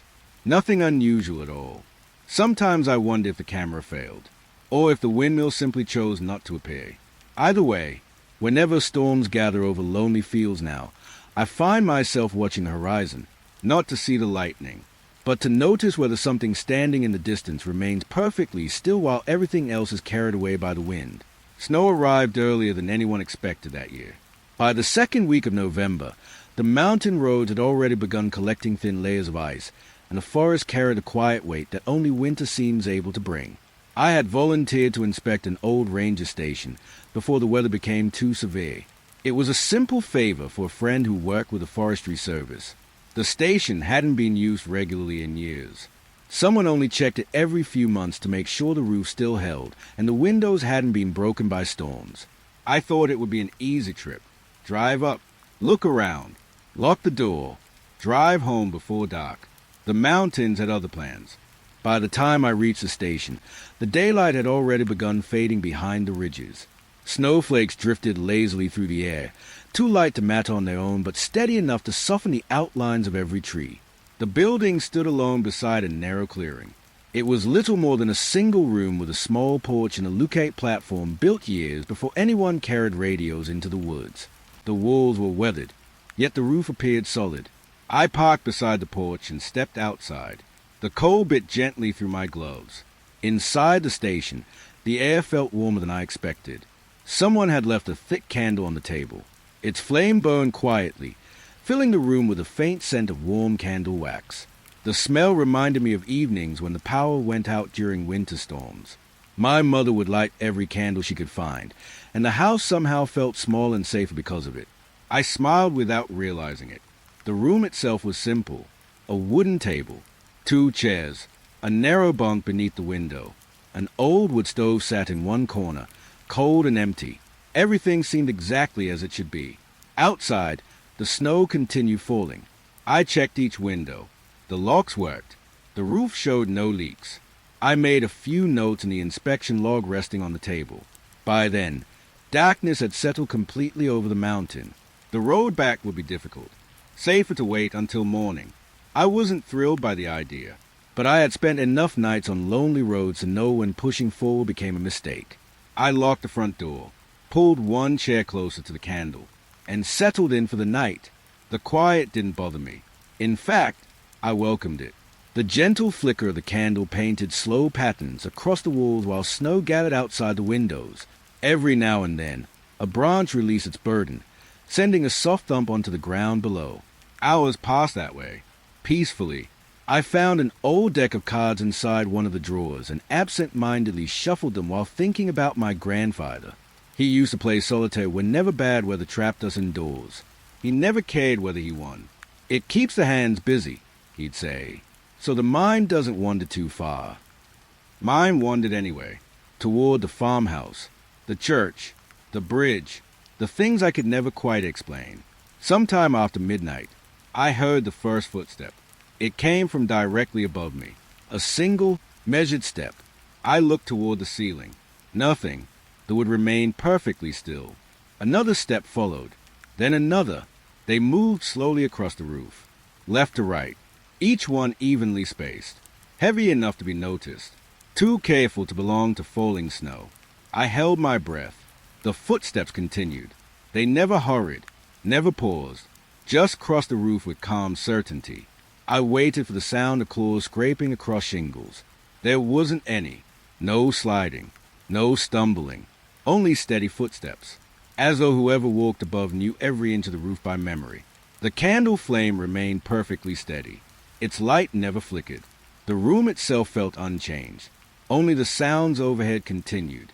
My father once told me that fresh snow reveals every visitor. "You don't need to stay awake all night," he used to say. "In the morning, the ground tells you who stopped by." That thought brought me a small measure of comfort. Whatever was on the roof, the snow would leave evidence. The footsteps reached the far side of the building. They stopped. The silence returned. Long enough that I almost convinced myself it had been nothing more than ice shifting beneath the cold. Then, the footsteps started again. This time they crossed back the other way. Exactly the same pace. Exactly the same weight. I checked my watch. 12:43. The walking continued. Back and forth. Again. And again. Not once did I hear the sound of anything climbing onto the roof. Not once did I hear it climb down. Only the crossing. Always the crossing.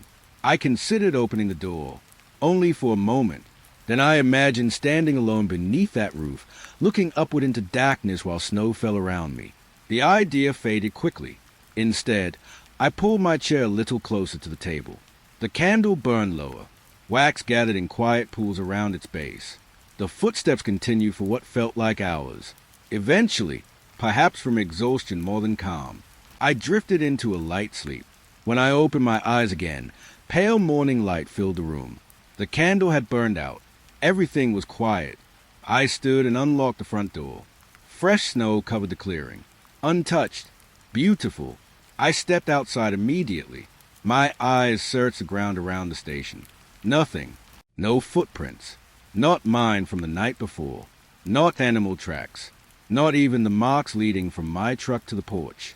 The snow lay perfectly smooth, as though it had fallen onto an empty mountain. I slowly circled the station. The roof looked exactly as it had the evening before. No broken shingles. No fallen branches. Nothing. I looked up one last time. A faint breeze crossed the clearing. Then, somewhere above me, very softly, someone spoke my name. Just once. Not loudly. Not threateningly. Almost like someone checking whether I was awake. I didn't look toward the roof. I simply climbed into my truck, started the engine, and drove back down the mountain. I returned to that ranger station twice since then. Both visits were during daylight. Both times, everything appeared perfectly ordinary. But I never volunteered for overnight inspections anymore, because every winter, When fresh snow covers the mountains, I find myself wondering about those footsteps. Not because I fear what was walking above me, but because I still don't know why it spent the entire night walking from one side of the roof to the other. Oh, why, after all those hours, it knew my name. The fire tower stood above the forest like a lonely lighthouse. I reached it just before sunset on the first evening of my volunteer shift. The drive had taken most of the day, climbing narrow mountain roads that twisted through miles of pine and spruce. By the time I parked at the base of the tower, the last light of autumn rested softly across the treetops. It was beautiful, the kind of place that made the rest of the world feel very far away. Years earlier, I had signed up to help watch for forest fires during dry seasons. Most shifts were uneventful. You climbed the tower, watched the horizon, recorded the weather, and listened to the quiet. I had always enjoyed that kind of silence. Lately, silence had begun to feel different. The steel staircase climbed nearly 100 feet into the air. Each step rang softly beneath my boots as I carried my small bag to the observation room. The windows wrapped around all four sides, offering an endless view of the forest below. The cabin was simple. A desk, a weather radio, a narrow cot, a pair of old binoculars resting beside a notebook filled with entry from previous volunteers. I opened one of the windows. Cool mountain had drifted inside, carrying the faint smell of distant campfires. Somewhere far below, someone was enjoying an evening beneath the trees. The scent reminded me of camping trips with my father. He always insisted on building the smallest fire possible. The woods already have enough light, he'd tell me. We don't need to compete with the stars. I smiled at the memory. The sun slowly disappeared behind the western ridge. One by one, the colors drained from the forest until only shades of gray remained. I made my first notes in the logbook. Visibility, good. Wind, light. Smoke, none. Everything appeared perfectly ordinary. Night settled gently across the mountains. The moon rose full and bright, washing the endless forest in silver light. I poured myself a cup of coffee and watched the quiet landscape through the binoculars. Nothing moved. At least, nothing I noticed at first. It began with a break in the trees. Far to the north, a narrow clearing crossed the forest like a pale ribbon. As I watched, something entered it. For a heartbeat, I thought it was another person. Then I realized the trees themselves reached only halfway up its body. The figure walked slowly across the clearing. Impossibly tall. Its head rose above the highest branches without disturbing a single one. No limbs brushed against the pines. No branches bent. The trees stood perfectly still as it passed among them. I lowered the binoculars. My eyes searched the clearing without their help. Nothing. Only moonlit forest. I raised the binoculars again. The figure had almost reached the opposite side.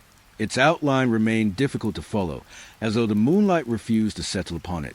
Then, it stepped behind the trees, and vanished. I waited. Nothing returned.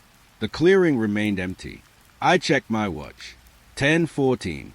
For several minutes I told myself it had been an illusion. Distance can play tricks in the mountains. Moonlight changes shapes. Eyes grow tired. Still, I couldn't stop looking toward that clearing. The smell of distant campfires drifted through the open window once more. Only now, it seemed farther away, almost fading. The weather radio crackled briefly before falling silent again. No message followed, just a brief burst of static. I walked slowly around the observation room, checking each side of the tower. The forest stretched endlessly in every direction. Dark, quiet, patient. No, I caught myself. That wasn't the right word. The woods didn't feel patient. They felt aware. I closed the notebook without writing anything else. Who would believe an entry about a figure taller than the trees? Near midnight, the wind faded completely. The forest below became strangely motionless. Even the branches stopped swaying. I rested both hands on the window frame and listened. Not a bird, not an insect, not even the distant call of an owl.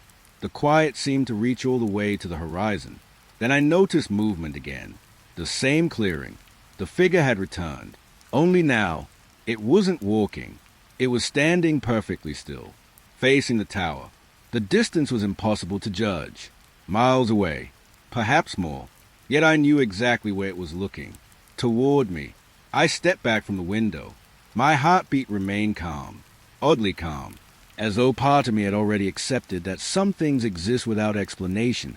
My grandfather once said that mountains keep secrets because they have nowhere else to put them. I wondered how many secrets these forests had carried before roads were ever built. The figure never moved. Several long minutes passed. Clouds drifted across the moon. The clearing disappeared into darkness. When the moon returned, the clearing was empty. I waited another hour. Nothing happened. Finally, I convinced myself to lie down on the narrow cot. Sleep came slowly, somewhere between dreaming and waking. A faint vibration reached the tower. Then another. The metal floor trembled beneath my feet. Not violently, just enough to notice. I opened my eyes. The room remained dark except for moonlight spilling across the floor. Another vibration. This time the ladder attached to the outside of the tower gave a soft metallic rattle. Once. Then silence. I sat upright. The ladder shook again. A little longer this time. Not from the wind. There wasn't any. The sound traveled upward, as though something far below had placed a hand against the tower, and gently tested it. The rattling stopped. I waited. 1 minute. 2. Nothing else followed. Morning arrived slowly. Golden sunlight spread across the forest, washing away the strange stillness of the night. Birdsong returned. The smell of smoke had disappeared. Everything looked ordinary again. Before climbing down, I opened the logbook. I stared at the blank page for a long time. Then I wrote only one sentence. No fires observed. Quiet night. It wasn't a lie, just not the whole truth. As I descended the staircase, I paused halfway down and looked once more toward the northern clearing. It was empty, peaceful, exactly as it should have been. Yet just before I reached the ground, the tower ladder behind me gave one gentle shake. No wind stirred the trees. No animal climbed the steel. I didn't look back. Some places don't ask you to understand them. They only ask whether you'll return. I never accepted another shift at that tower. But sometimes, on clear autumn nights, I wake just before dawn with a strange feeling that something impossibly tall is still standing beyond the trees, waiting for the fire tower to become quiet again. Late October always brings a certain kind of silence to the countryside. Not the silence of empty places. The silence of fields that have finished their work for the year. I found the orchard just beyond the edge of a small town whose name I had already forgotten by the time I left it behind. A faded wooden sign leaned beside the road. Hollow Hill Orchard. The letters had nearly disappeared beneath peeling paint. An elderly man at the gas station had mentioned it while pointing me toward a shortcut. Nobody picks apples there no more, he had said. Then he changed the subject before I could ask why. Curiosity carried me the rest of the way. The entrance stood open. 2 weathered stone pillars marked the beginning of a narrow dirt lane lined with neglected fences. Fallen leaves drifted across the path as I drove beneath branches that reached over the road like old hands. The orchard appeared a minute later. Rows upon rows of apple trees stretched across the hillside. Their branches were twisted with age. Only a handful of apples remained. They hung dark and soft, untouched by birds. When I stepped out of the truck, the sweet smell of rotting fruit settled gently around me. It wasn't unpleasant, just heavy. The scent reminded me of helping my grandmother clean apples from the backyard tree every autumn. She always insisted we gather every last one before winter arrived. "Leave too many behind," she'd say, "and something else will come looking for them." At the time, I thought she meant day. Now, I wasn't certain. The breeze wandered quietly between the rows. Leaves brushed against one another with a dry whisper. I followed the nearest path deeper into the orchard. Every tree looked older than the last. Their bark had cracked into deep ridges that caught the fading afternoon light. Then I noticed the marks. Long scratches cut into the trunks. 4 deep lines, running from the roots almost to the lowest branches. At first, I blamed bears. The mountains weren't far away, but every mark faced inward, toward the center of the orchard, not outward toward the woods. I stopped beside another tree. The same scratches. Then another. Every trunk bore identical marks. Each one pointed toward the heart of the orchard. A cool breeze carried another wave of sweet fruit and damp leaves. The town behind me seemed impossibly far away. I reached the middle of the orchard just as the sun slipped behind the hills. The fading light painted everything in muted gold before slowly surrendering to gray. There stood a small stone well. Its wooden roof had collapsed years ago. Vines wrapped around the old stones. Someone had placed an empty bucket beside it. It looked recent, far newer than anything else around it. I walked closer. The bucket was clean. No rust, no leaves inside, only emptiness. I looked into the well. Darkness greeted me, so deep that my flashlight couldn't find the bottom. I listened. No dripping water, no echo, nothing. The quiet lasted several long moments. Then, a whistle floated through the orchard. Soft, simple, just 3 notes. It came from somewhere behind me. I turned. The rows of trees stretched away beneath the growing evening. No one stood there. The whistle came again. Farther away this time, moving slowly between the trees. I remembered something my father used to do whenever we became separated while hiking. He would whistle 3 short notes so I could find him. Without thinking, I almost answered. Instead, I kept my hands in my pockets. Some habits become dangerous in unfamiliar places. The whistle returned. Closer now. It drifted between the rows, never rushing, never lingering. Only moving. Always moving. I walked toward the sound. Not because I wanted to. Because it seemed impossible to tell which direction led back to the truck.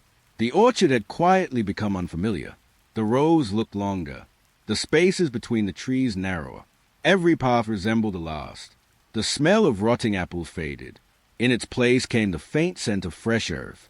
I stopped beside another tree. The scratches were deeper here. Fresh wood showed beneath the bark. Something had marked this trunk recently. Very recently. The whistle sounded again. Just ahead, I raised my flashlight. Its beam slid through the branches. For a brief moment, I saw someone, a lone figure standing between 2 trees. Tall, wearing a dark coat. The face remained hidden behind the trunk. Before I could speak, the light caught on the empty branches. The figure had gone. The orchard became quiet once more. I looked down.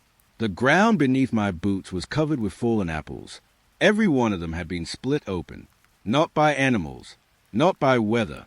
Each one divided cleanly down the middle, as though placed beneath a careful blade. A chill settled over me. I turned and began walking faster. The whistle didn't follow. Neither did footsteps.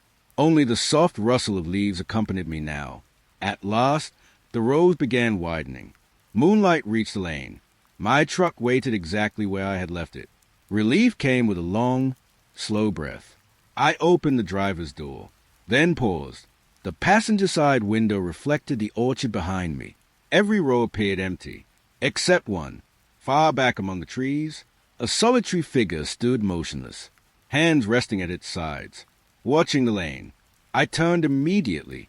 Nothing, only silent trees beneath the rising moon. I climbed into the truck and started the engine. As I drove toward the entrance, I glanced once into the mirror. The orchard disappeared behind the hill. The reflection showed only the empty road. Months later, while cleaning dried leaves from my boots, I found a single apple stem caught in the tread.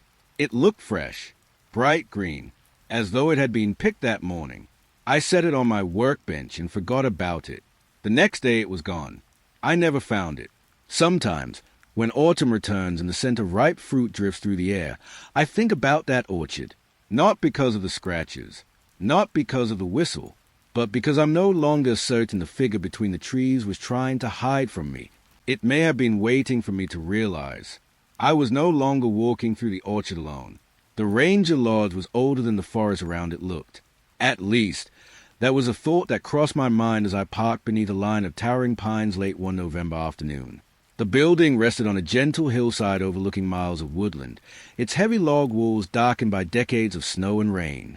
Most travelers never stopped there. A newer lodge had been built closer to the highway years before, leaving this one to hikers, forestry workers, and the occasional driver looking for a quiet place to spend the night. That sounded perfect to me. After weeks of restless travel, a peaceful evening beside the mountains felt like something I needed. Inside, the lobby was warm. A stone fireplace crackled softly near a row of worn leather chairs. The scent of lavender drifted through the room, mixing gently with old dust that lingered inside the wooden walls. The smell reminded me of my grandmother's linen closet. She tucked dried lavender into every blanket she owned because she believed pleasant scents kept bad dreams away. I wish she had been right. The woman at the front desk smiled kindly as she handed me an old-fashioned brass key. Room 3. I thanked her. She hesitated before letting go of the key. If the mirrors bother you... She stopped speaking, then smiled again. They are old. I assumed she meant the glass was warped. Old buildings often carried little imperfections. I didn't think about it again until I unlocked the room. It overlooked the forest exactly as the brochure had promised. A wide window faced the endless trees. A neatly made bed stood against one wall. An antique wardrobe occupied the corner. Across from it hung a tall mirror framed in carved oak. Another smaller mirror rested above the washstand. Everything looked clean, peaceful. The fading afternoon sunlight filled the room with a gentle golden glow. I unpacked my bag and opened the curtains wider. The forest stretched all the way to distant mountains, already gathering evening shadows beneath their peaks. It felt comforting, familiar. For the first time in many days, I believed I might sleep well. Before dinner, I washed my face and happened to glance into the mirror above the sink. The reflection looked ordinary. Behind me, the room remained exactly as I expected.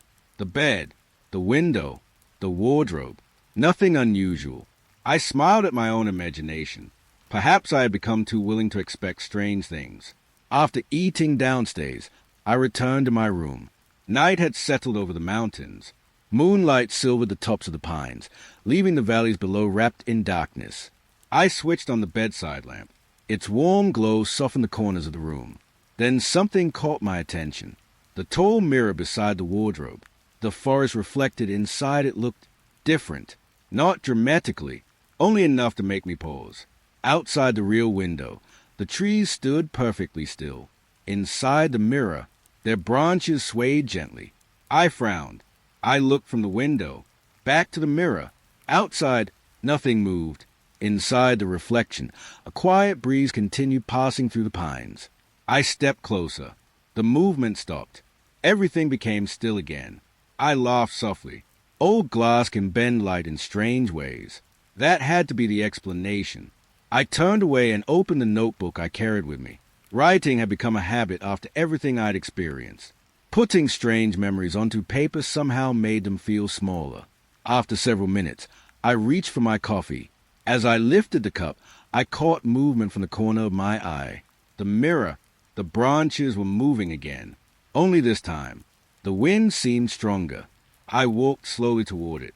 The room around me remained silent, yet the forest inside the glass looked alive with motion. Pine boughs leaned together. Needles shimmered beneath moonlight. Then, a figure stepped between the trees. Far away, almost hidden, someone stood in the reflected forest, too distant to recognize. I turned immediately toward the rear window. Nothing, only empty wood stretching beneath the night sky. When I looked back, the figure remained, perfectly still, watching from between the trees. A quiet uneasiness settled over me. My father once told me that reflections don't always show the present. Sometimes, he said, they simply remember differently. I had laughed when he said it. Standing before that mirror, I wasn't laughing anymore. I moved closer. The figure slowly disappeared behind a tree. Gone. The reflected forest became ordinary once again. I reached out and touched the cool glass. Solid, smooth, nothing unusual. A knock at the door startled me. It was a woman from the front desk. She held a folded blanket. "Cold night," she said with a gentle smile. "I thought you might need this." I thanked her. Before leaving, she glanced briefly toward the tall mirror, then back at me, sleep with the curtains closed. She never explained why. After she left, I did exactly that. The room immediately felt smaller, safer. I read for another hour before switching off the lamp. Sleep came quickly. Sometime before dawn, I woke without knowing why. The room remained dark. Only pale moonlight slipped around the edges of the curtains. I turned onto my side. The tall mirror stood across the room. Even in darkness, I could make out its reflection. The curtains were open. In the mirror alone, moonlight poured through the reflected window. The forest stretched beyond it, and someone stood directly behind my chair. I froze. The figure remained motionless, close enough that I should have felt another presence in the room. Slowly, very slowly, I turned around. Nothing. Only the empty chair, the closed curtains, the quiet lodge. I looked back toward the mirror. The chair was empty there too. Morning arrived with birdsong and bright sunlight. Everything inside the room looked perfectly ordinary. When I checked out, I returned the brass key to the woman at the desk. I almost mentioned the mirrors. Instead, I simply thanked her for the stay. She nodded knowingly. As I reached the door, she spoke one final sentence. Room 3 has very good memories. I paused. What do you mean? She only smiled. I didn't say they were its own. I left without asking another question. Sometimes, while shaving in the mornings, I catch myself studying the bathroom mirror a little longer than necessary. Not because I expect to see someone standing behind me, but because every now and then, the trees outside seem to move in the reflection. Just a heartbeat before the wind reaches the real ones. Winter settled over the mountains without making a sound. By early January, every creek, hillside, and quiet valley had disappeared beneath fresh snow. The roads were open, but only just. Tall banks of snow lined the pavement, and the sky carried that pale gray color that often comes before another storm. I had no reason to take the old logging road. My map suggested a faster highway. Something inside me chose a quieter route instead. Perhaps, after everything I had already seen, lonely roads had become strangely familiar. By late afternoon, I reached a narrow wooden bridge crossing a frozen creek. The stream was small. In summer, a child could probably step across it without getting wet. Now it lay hidden beneath a sheet of clear ice that reflected the fading winter light like polished glass. I parked beside the bridge. The engine ticked softly as it cooled. Cold stone bordered the creek on both sides, rising from the snow in smooth gray shapes worn by countless winters. A sharp breath of crisp mountain air stung my face as soon as I stepped outside. It reminded me of the mornings my father and I spent ice fishing. He always arrived before sunrise. We rarely caught much, but he said quiet places taught patience better than people ever could. I walked toward the creek. Snow crunched gently beneath my boots. The forest around me seemed asleep. No birds called from the branches. No wind disturbed the pines. Only the distant sound of melting water, hidden somewhere beneath the ice, reminded me the creek was still alive. I rested one hand on the bridge railing. The wood felt bitterly cold. For several moments, I simply admired the frozen water. The ice was so clear that I could see rounded stones resting below. Tiny air bubbles had become trapped beneath the surface, each one sparkling whenever light slipped through the clouds. Then something caught my eye. Footprints. Large ones, pressed into the snow at the far bank. They led onto the ice. 5 long toes. Deep impressions. A shape I knew far too well. I counted them without thinking. 1, 2, 3. Each print crossed a frozen creek in a perfectly straight line. The ice beneath them remained flawless. No cracks. No cloudy fractures. Nothing. It looked as though whatever had crossed weighed no more than falling snow. I hesitated. Common sense told me to leave. Curiosity had carried me this far too many times before. I followed the tracks onto the ice. Carefully, each step I took produced a faint creak beneath my boots. The sound traveled through the frozen creek before fading into the woods. I paused. The old prints remained several feet ahead, perfectly preserved. My breath drifted slowly into the cold afternoon. The smell of fresh pine reached me from the nearby trees. Clean, sharp, comforting. Halfway across the creek, the track stopped, not at the opposite bank, not where the ice had broken. Simply stopped. The final footprint rested alone in the center of the frozen water. Beyond it lay untouched snow, untouched ice. Nothing. I stood beside the last impression. It was deeper than the others, as though one final step had carried greater weight. I looked around. The creek stretched quietly in both directions. The surrounding forest remained perfectly still. There was nowhere anything could have gone. I knelt beside the footprint. Its edges remained crisp despite the cold. I reached out with one gloved hand. The ice around it felt strangely warm. Not hot, only warmer than the air. Warm enough that I pulled my hand back in surprise. A faint sound drifted upward. Not from the forest, from beneath the ice, like distant water flowing through hidden tunnels. I listened carefully. The sound grew softer, then disappeared altogether. My grandfather used to say frozen rivers remember every winter they survive. I never understood what he meant. Perhaps he didn't either. Some sayings simply stay with you because they arrive at the right moment. Clouds slowly covered the sun. The light across the snow became softer, flatter. The world seemed to lose its sharp edges. I stood. As I turned toward the bridge, I noticed something unusual. My own footprints behind me looked wrong. There were twice as many. For every step I remembered taking, another print walked beside it. The second trail matched my pace perfectly, close enough to touch. Yet I had never heard anyone walking beside me. A quiet uneasiness settled into my chest. I resisted the urge to count them. Instead, I began making my way back toward the bank. The second line of footprints continued beside mine, never crossing, never drifting away, only accompanying me. The bridge seemed farther than before, the trees darker. Still, I kept walking. My father once told me that fear often asks you to look over your shoulder. Wisdom asks you to keep moving. I chose wisdom. At the edge of the creek, I climbed back onto solid ground. Only then did I look behind me. The second trail had vanished. Only my own footprints crossed the ice now. Straight, ordinary, alone. The large tracks remained in the middle of the creek, ending where they always had. I returned to the truck and started the engine. Warm air slowly filled the cab. The familiar sound of the motor steadied my breathing. As I pulled away, the bridge disappeared behind a bend in the road. Something made me check the rearview mirror. The frozen creek lay quietly beneath the fading afternoon.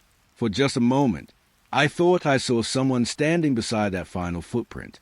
Not a towering shape, not something impossible, just a distant figure wearing an old winter coat, watching the empty bridge, watching the place where the tracks ended. Then the road curved. The creek vanished from sight. Weeks later, after the snow had begun melting, I unfolded the paper map I had used during that trip. The logging road was there. The bridge was there. But the creek had a different name than I remembered. Beneath it, in tiny faded letters, someone had written a note years ago. Cross before sunset. No explanation. No signature. Just 5 quiet words. I folded the map and placed it back in the glove compartment. I have never driven that road again. Even so, on the coldest winter mornings, I sometimes dream of that frozen creek. Not because of the footprints, but because I still wonder what stood beside me, long enough to leave no tracks of its own. The old woman's house sat at the very end of a snow-covered road. I almost drove past it. The mailbox leaned so far to one side that it looked ready to fall, and the narrow lane leading to the cabin had nearly disappeared beneath fresh snow. Smoke rose gently from a crooked chimney, fading into the gray winter sky. It was late afternoon. The mountains had already begun swallowing the daylight, and I wanted nothing more than a hot cup of coffee before continuing home. A hand-painted sign beside the gate simply read, "Coffee, visitors welcome." It felt like something from another time. I parked beside the fence and walked to the porch. The old boards creaked softly beneath my boots. Before I could knock, the door opened. An elderly woman smiled as though she had been expecting someone. "Come in," she said. "It's too cold to stand out there." The warmth inside wrapped around me immediately. An iron stove glowed quietly in the corner, filling the room with a comforting scent of cedar smoke. It reminded me of my grandfather's workshop, where every winter afternoon ended with stories and steaming mugs of tea while snow gathered outside. For a little while, the world felt ordinary again. The woman poured coffee into a thick ceramic mug and settled into a rocking chair near the stove. A basket of gray yarn rested beside her. As we talked, her knitting needles moved with slow, practiced rhythm. She asked where I was headed. I mentioned the towns I had visited over the past few weeks. The lonely roads, the forests, the mountains. Something changed in her expression. Not fear, recognition. "You've been wandering longer than most." I wasn't sure how to answer. Instead, I took another sip of coffee. It tasted rich and slightly bitter, comforting on such a cold evening. After a long silence, she glanced toward a faded photograph hanging above the fireplace. It showed a smiling man in an old hunting jacket. He carried a worn rifle over one shoulder. "He was my husband," she said quietly. "He loved these woods more than anywhere else." I looked at the picture. He was a hunter. She nodded. "The best around." Her needles paused for the first time. One autumn morning, he walked into the forest before sunrise. He never came home. The fire cracked softly inside the stove. Outside, snow drifted past the windows. I waited. She seemed grateful not to be interrupted. They searched for weeks. Neighbors, volunteers, even men from the next county. They found his rifle leaning against a cedar tree. Nothing else. The room became very still. I noticed a weathered leather journal resting on the small table beside her chair. Its cover had faded with age. She followed my gaze. He always carried it. They found it months later. She handed it to me carefully. The pages smelled faintly of old paper and wood smoke. Most entries described ordinary hunting trips. Tracks, weather, places where deer gathered before winter. Then the handwriting changed. The final pages grew shorter, more horrid. One entry caught my attention. Something keeps walking beside me. Another, the wolves won't cross the creek anymore. Then the final page, only one unfinished sentence. If it reaches the old. Nothing followed. The rest of the page remained blank. I looked up. The old woman had resumed knitting. Her hands moved steadily, almost peacefully. "I've read that page 1,000 times," she said. "I still don't know what he wanted to say." Neither did I. The daylight outside faded completely. The windows reflected the warm room instead of the snowy yard. I closed the journal gently. My father once told me unfinished sentences stay with people longer than complete stories. Perhaps that's why they hurt more. The woman smiled sadly. He wasn't afraid of bays. He wasn't afraid of storms. But something made him stop writing. Neither of us spoke after that. The only sounds came from the fire and the quiet clicking of knitting needles. Eventually, I thanked her for the coffee and stood to leave. She walked me to the door. Before opening it, she placed one hand lightly on my sleeve. "If you hear wolves tonight." She paused. "Listen carefully." I nodded. The evening air greeted me with another wave of cold. Snow continued falling in slow, gentle flakes. The truck started without trouble. As I pulled away from the cabin, I glanced once into the rearview mirror. The old woman still stood on the porch, watching, not waving, just watching. The road wound through dense forest for several miles. Darkness settled between the trees. My headlights carved a narrow tunnel through the falling snow.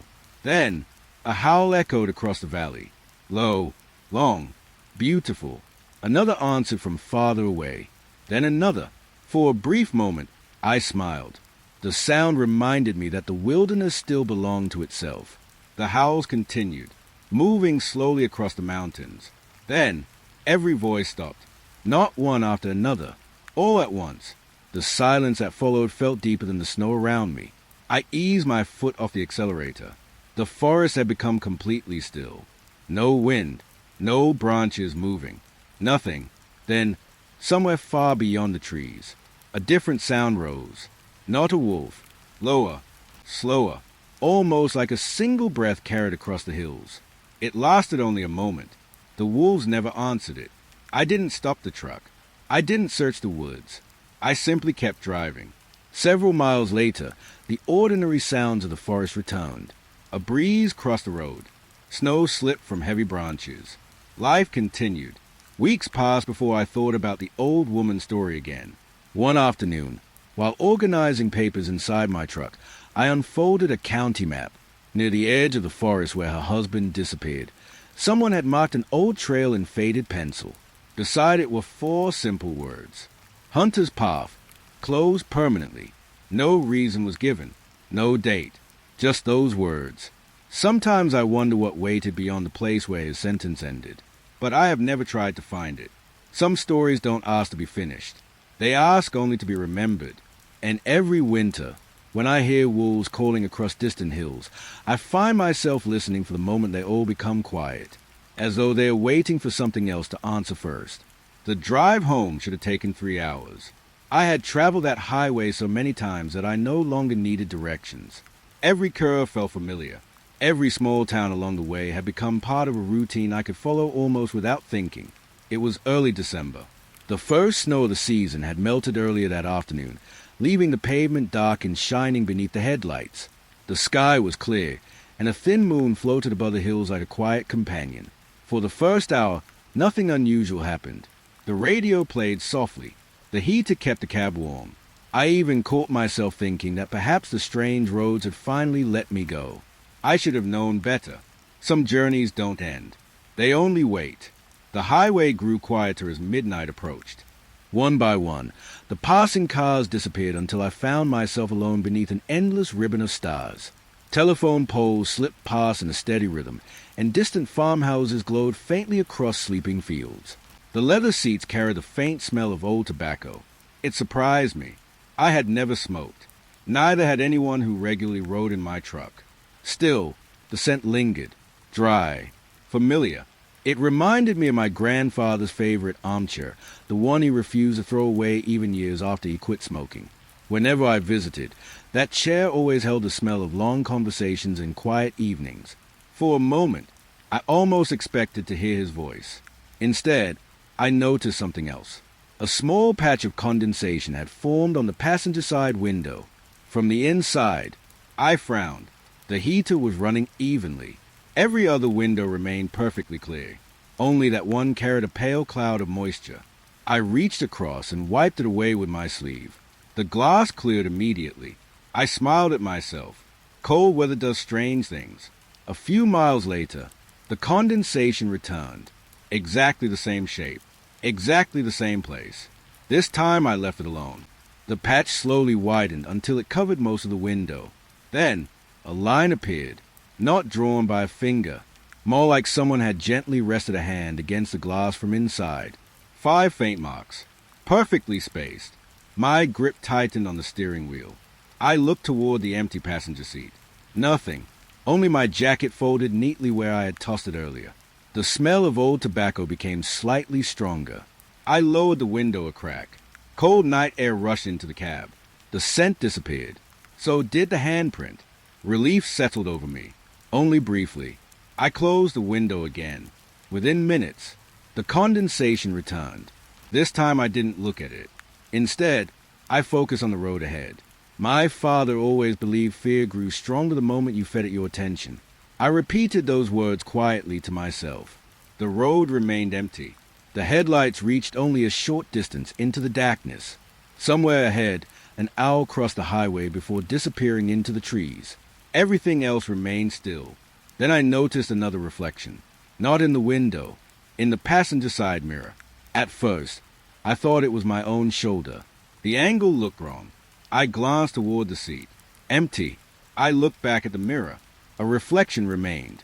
Someone appeared to be sitting beside me. Only a shape. Dark. Motionless. The face couldn't be seen. I blinked. The mirror reflected only the empty lane behind the truck. I laughed quietly. A tired mind. Long hours on lonely roads. That had to be it. I reached for the coffee resting in the cup holder. As I lifted it, I caught movement beside me. Not outside. Inside the windshield. A reflection. The passenger seat. Still empty. I set the cup back down. Very slowly. Without turning my head, I looked toward the side window. The condensation had returned once more. This time, it held no handprint, only the faint outline of a face. Soft, almost impossible to distinguish. Gone before I could focus on it. I kept driving. The highway curved gently around a low hill.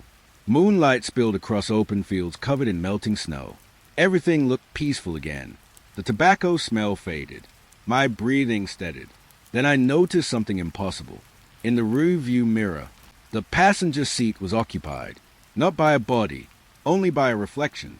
Someone sat quietly beside me, hands resting in their lap, looking straight ahead. I turned immediately toward the seat. Nothing, only my folded jacket. I looked back at the mirror. The reflection remained. It wasn't looking at the road anymore. It was looking at me. My heart beat faster than it had in weeks. Yet I didn't stop. I didn't speak. I simply kept both hands on the wheel. My grandfather once told me that mirrors sometimes borrow things from yesterday. Perhaps he meant memories. Perhaps something else. The reflection continued watching. Then, very slowly, it smiled. Not widely, not cruelly, just enough to change its face. I never saw its eyes, Only that quiet smile. The road finally reached the lights of a small town.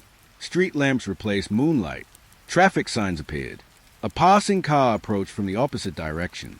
The moment its headlights swept through my truck, the reflection vanished. The passenger seat looked ordinary again. The smell of tobacco disappeared. The condensation slowly melted away. I drove the remaining miles home without turning on the radio. The silence felt easier to trust. The next morning, sunlight poured through my garage windows as I cleaned the truck. Everything looked normal, until I vacuumed beneath the passenger seat. There, tucked against the floor mat, lay an old silver cigarette case. Its surface was worn smooth with age. Inside, it was empty. I had never seen it before. There were no initials, no markings, nothing to suggest who it belonged to. I placed it on the workbench and locked the garage. A week later, I opened the drawer where I'd left it. The cigarette case was gone. No one else had been inside. I searched every shelf, every box, every corner. I never found it again. These days, whenever I drive alone after midnight, I avoid looking at the passenger side mirror for longer than necessary. Not because I expect to see someone sitting beside me, but because I still remember that quiet smile. And sometimes, just before I reach home, I catch myself wondering who arrives a few seconds before I do. The lighthouse stood in the middle of a wheat field. The first time I saw it, I almost drove past without slowing down. My mind tried to explain it away as an old grain silo or perhaps the remains of a forgotten water tower. Then the morning mist thinned. The shape became clear. It was unmistakably a lighthouse.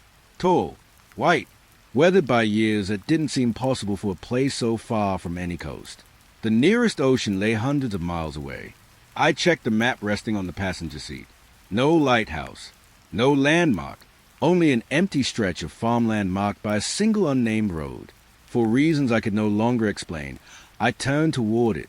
The narrow gravel lane wound through fields of golden wheat that swayed gently beneath a pale autumn sky. A faint breeze carried the unmistakable scent of salt. Not damp soil, not fresh grain. Salt.it reminded me of the only seaside vacation my family ever took when I was 12. I still remembered waking before sunrise to watch waves roll against the shore while gulls drifted overhead. That memory felt impossibly distant now. The farther I drove, the stronger the scent became. Soon the lighthouse stood directly ahead. Its stone walls had cracked with age. Sea-worn streaks stained the white paint. Tiny shells clung to the lower stones as though tides had once reached this place. Yet the ground around it remained dry. Only wheat. Endless rows of wheat stretching toward every horizon. I parked beside the tower. The engine settled into silence. For several moments, I simply stood there. The wind moved through the fields with a soft whisper. Above me, the lantern room rested beneath a rusted copper roof. Dark, empty, or so I believed. The heavy wooden door stood slightly open. Its hinges groaned gently as I pushed it wider. Inside, a spiral staircase climbed into shadow. The air felt cool. The smell of salt lingered between the stone walls, mixed with a faint scent of old rope that had long since disappeared. My footsteps echoed quietly as I began climbing. Each step carried me farther from the ordinary world waiting below. The staircase seemed taller than it should have been. More steps than a lighthouse this size could possibly hold. At last I reached the lantern room. Sunlight poured through tall windows overlooking the fields. The view stopped me completely. There was no sign of roads, no fences, no truck, only waves. An endless gray ocean stretched to every horizon. White foam rolled gently beneath the tower. A distant bell floated across the water. I blinked. The vision disappeared. The wheat fields returned. The gravel lane. My truck. The quiet countryside. I stepped back from the window. My pulse remained strangely calm. Months ago, something like this would have sent me running. Now, I simply accepted that certain places refused to obey ordinary rules. A weathered logbook rested beside the lantern. Its pages had yellowed with age. Most entries had faded beyond reading. Only one sentence remained clear. Keep the light burning until dawn. I looked upward. The great lens stood above me, clouded by dust. Surely it hadn't worked in decades. Yet as evening slowly approached, the room began filling with a faint golden glow. Not sunlight, something warmer, gentler. The lantern, without flame, without electricity, Light slowly gathered inside the old glass. Outside, the wheat fields darkened beneath the coming night. The beam began turning. Slowly, steadily, its soft light swept across the fields exactly as though searching distant waves. North, east, south, west, again and again. My father once told me that every lighthouse waits for someone. I always assumed he meant sailors.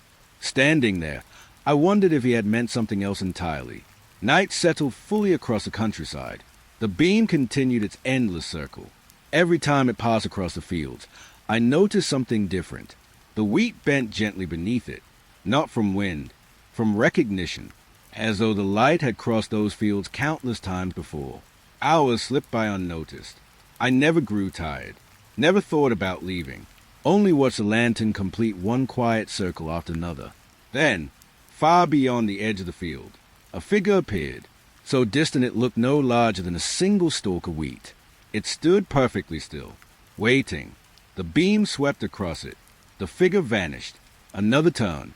The figure returned, a little closer, always waiting for the light, never moving while I watched, only changing places between each slow sweep. I didn't feel afraid, not anymore, only curious, perhaps even expected. The lantern continued turning until the eastern sky began growing pale. With the first hint of dawn, the light faded. The room became ordinary once again. The scent of salt disappeared. Only cool morning air drifted through the open windows. I climbed slowly back down the spiral staircase. Outside, the field glowed softly beneath the rising sun. The lighthouse stood quiet behind me. Its windows reflected nothing but daylight. I climbed into the truck. Before starting the engine, I looked once more toward the tower. The wooden door had closed. No footprints marked the soft earth around it. No tire tracks remained behind my truck.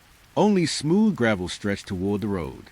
As I drove away, the lighthouse slowly disappeared behind rolling hills.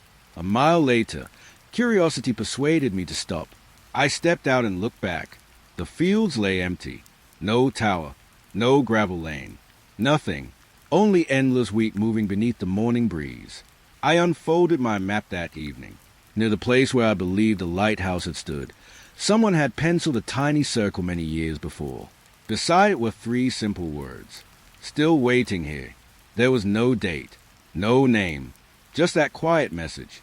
Sometimes I wonder who wrote it, but more often, I wonder whether the lighthouse was ever searching for ships at all, or whether, all those years, it had been patiently turning its light across empty fields, looking for people like me who had already begun finding their way toward places that no longer existed on any map.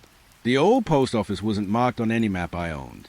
I found it by accident during the first week of spring, tucked beside a forgotten crossroads where 2 cracked country roads met beneath a line of ancient maple trees. The building was small enough that I almost mistook it for an abandoned farmhouse.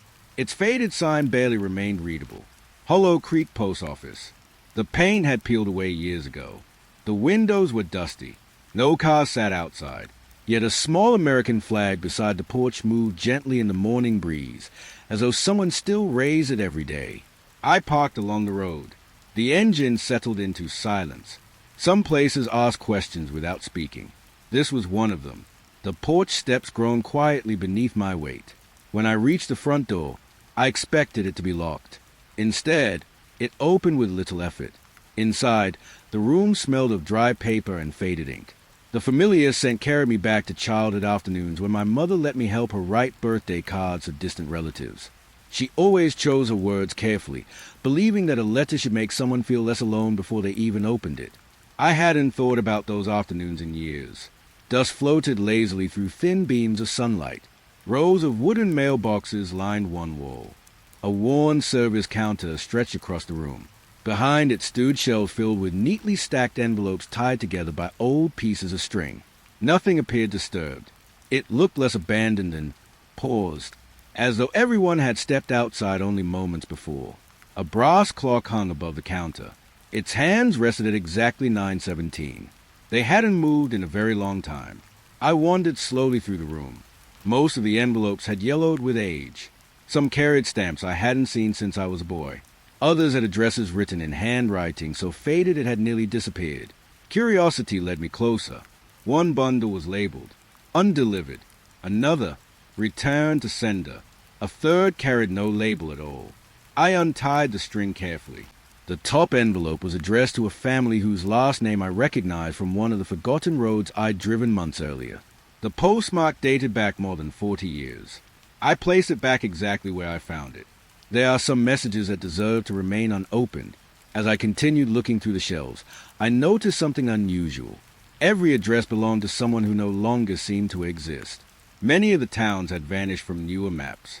Some roads had been renamed decades ago. Others had disappeared altogether.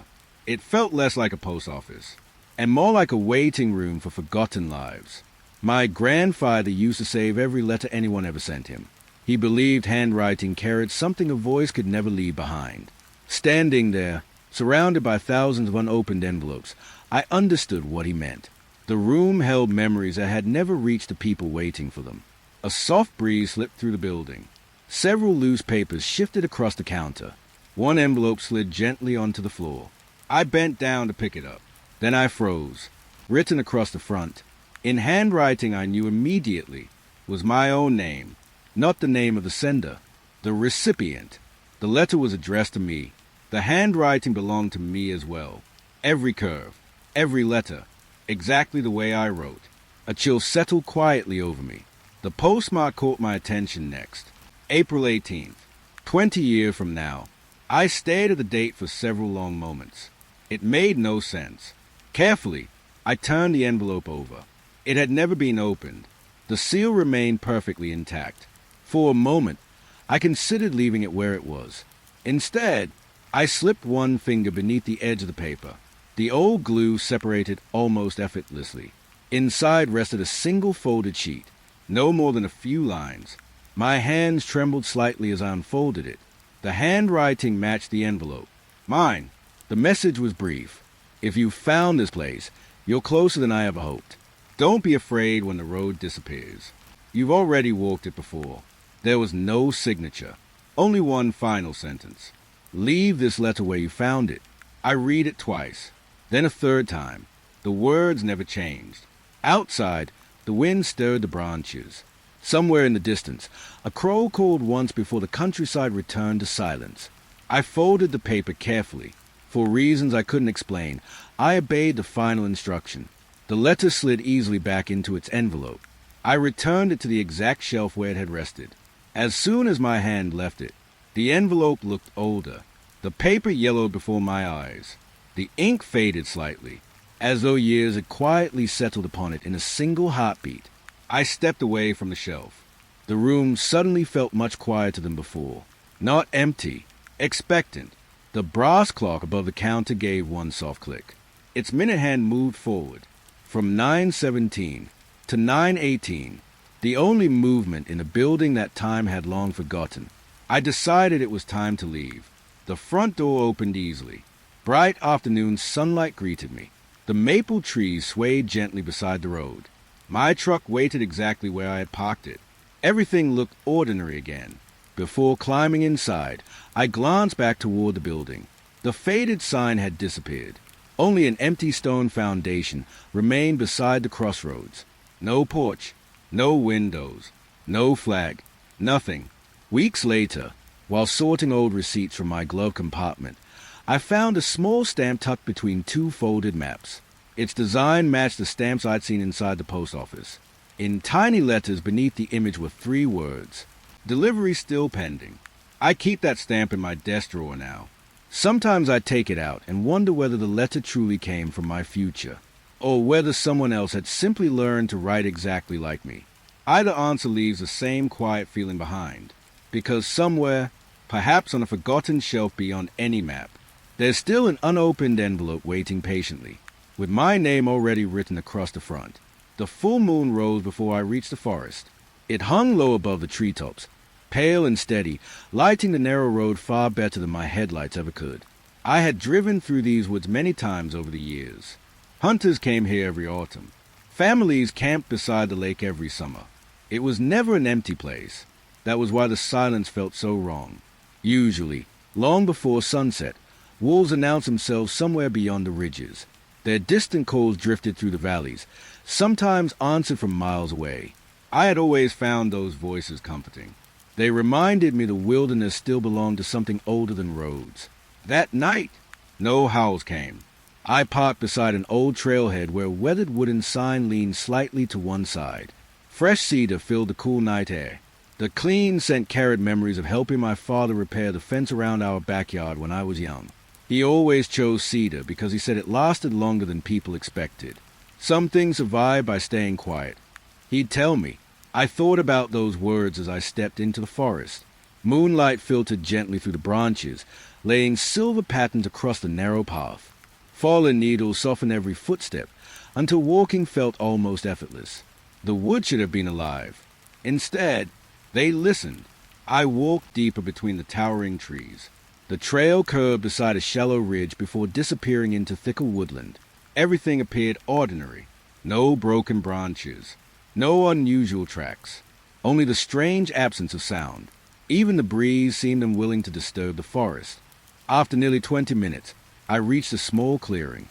The moon illuminated the open ground so brightly that I switched off my flashlight.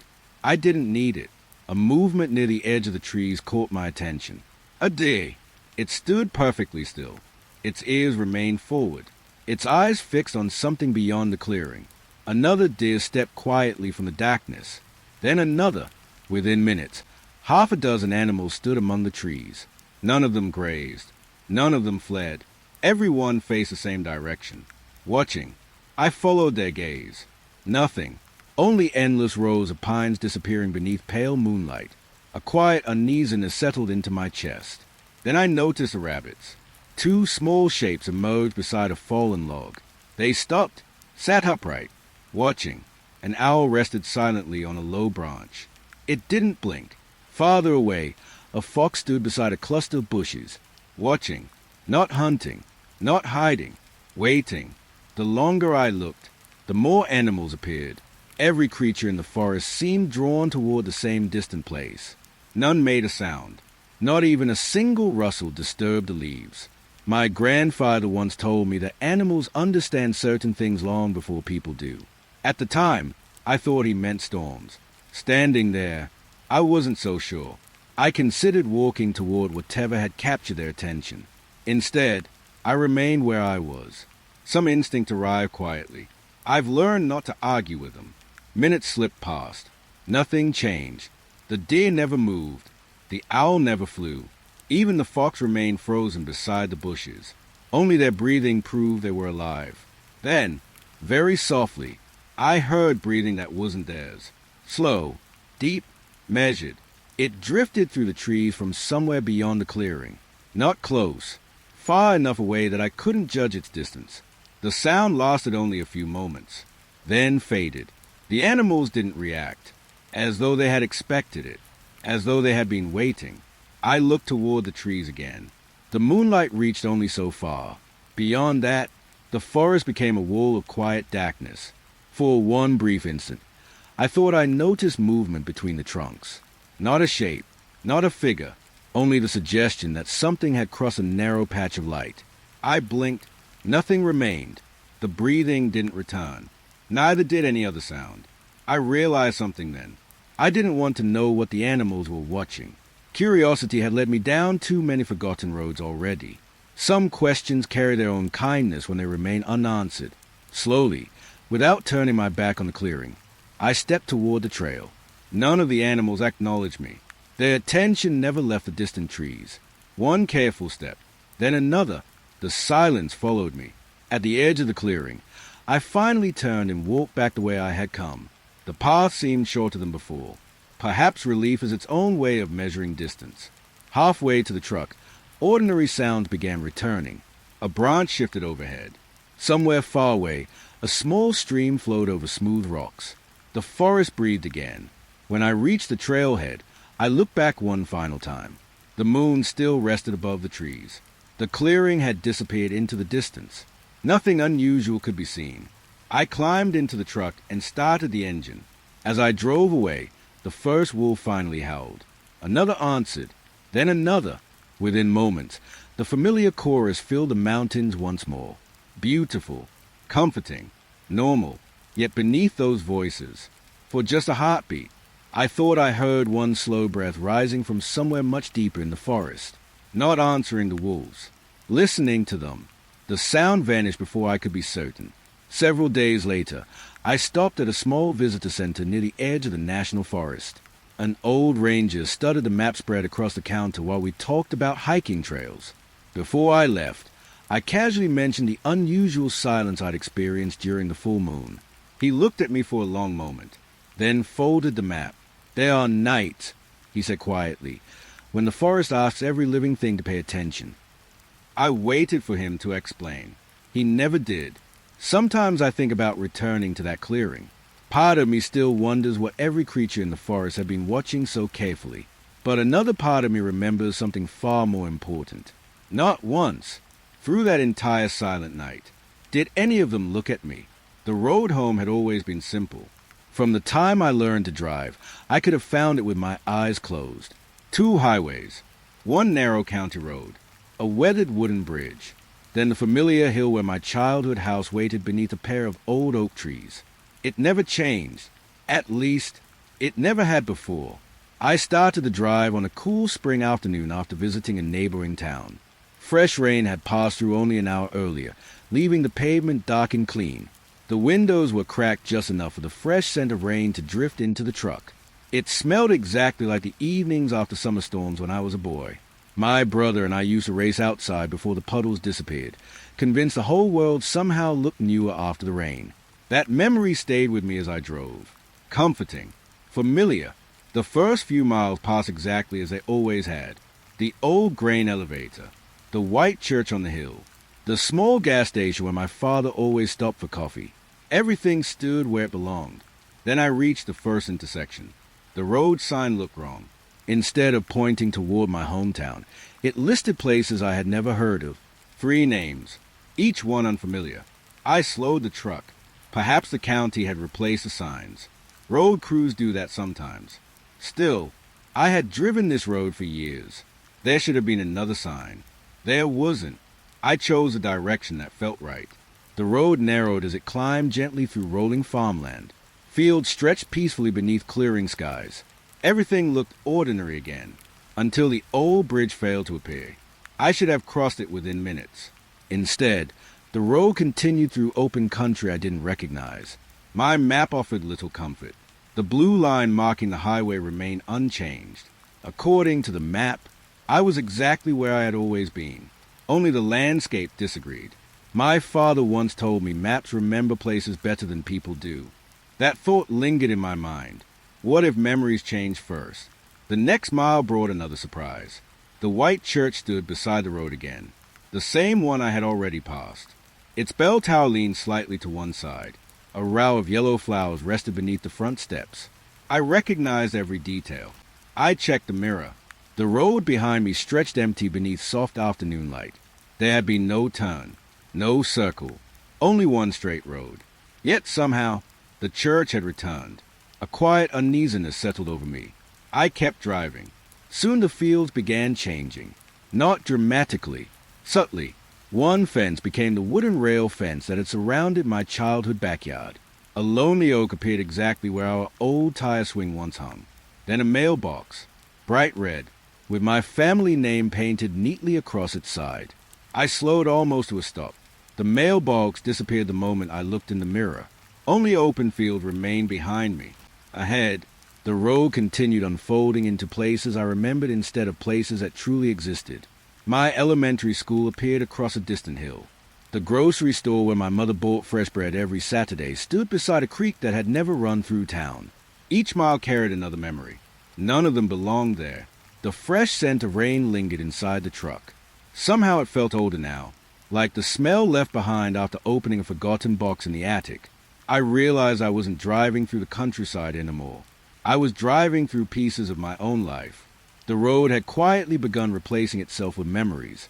Not perfect ones, gentler ones, the kind polished by time. Near sunset, I reached the hill where my childhood home should have stood. The oak trees were there.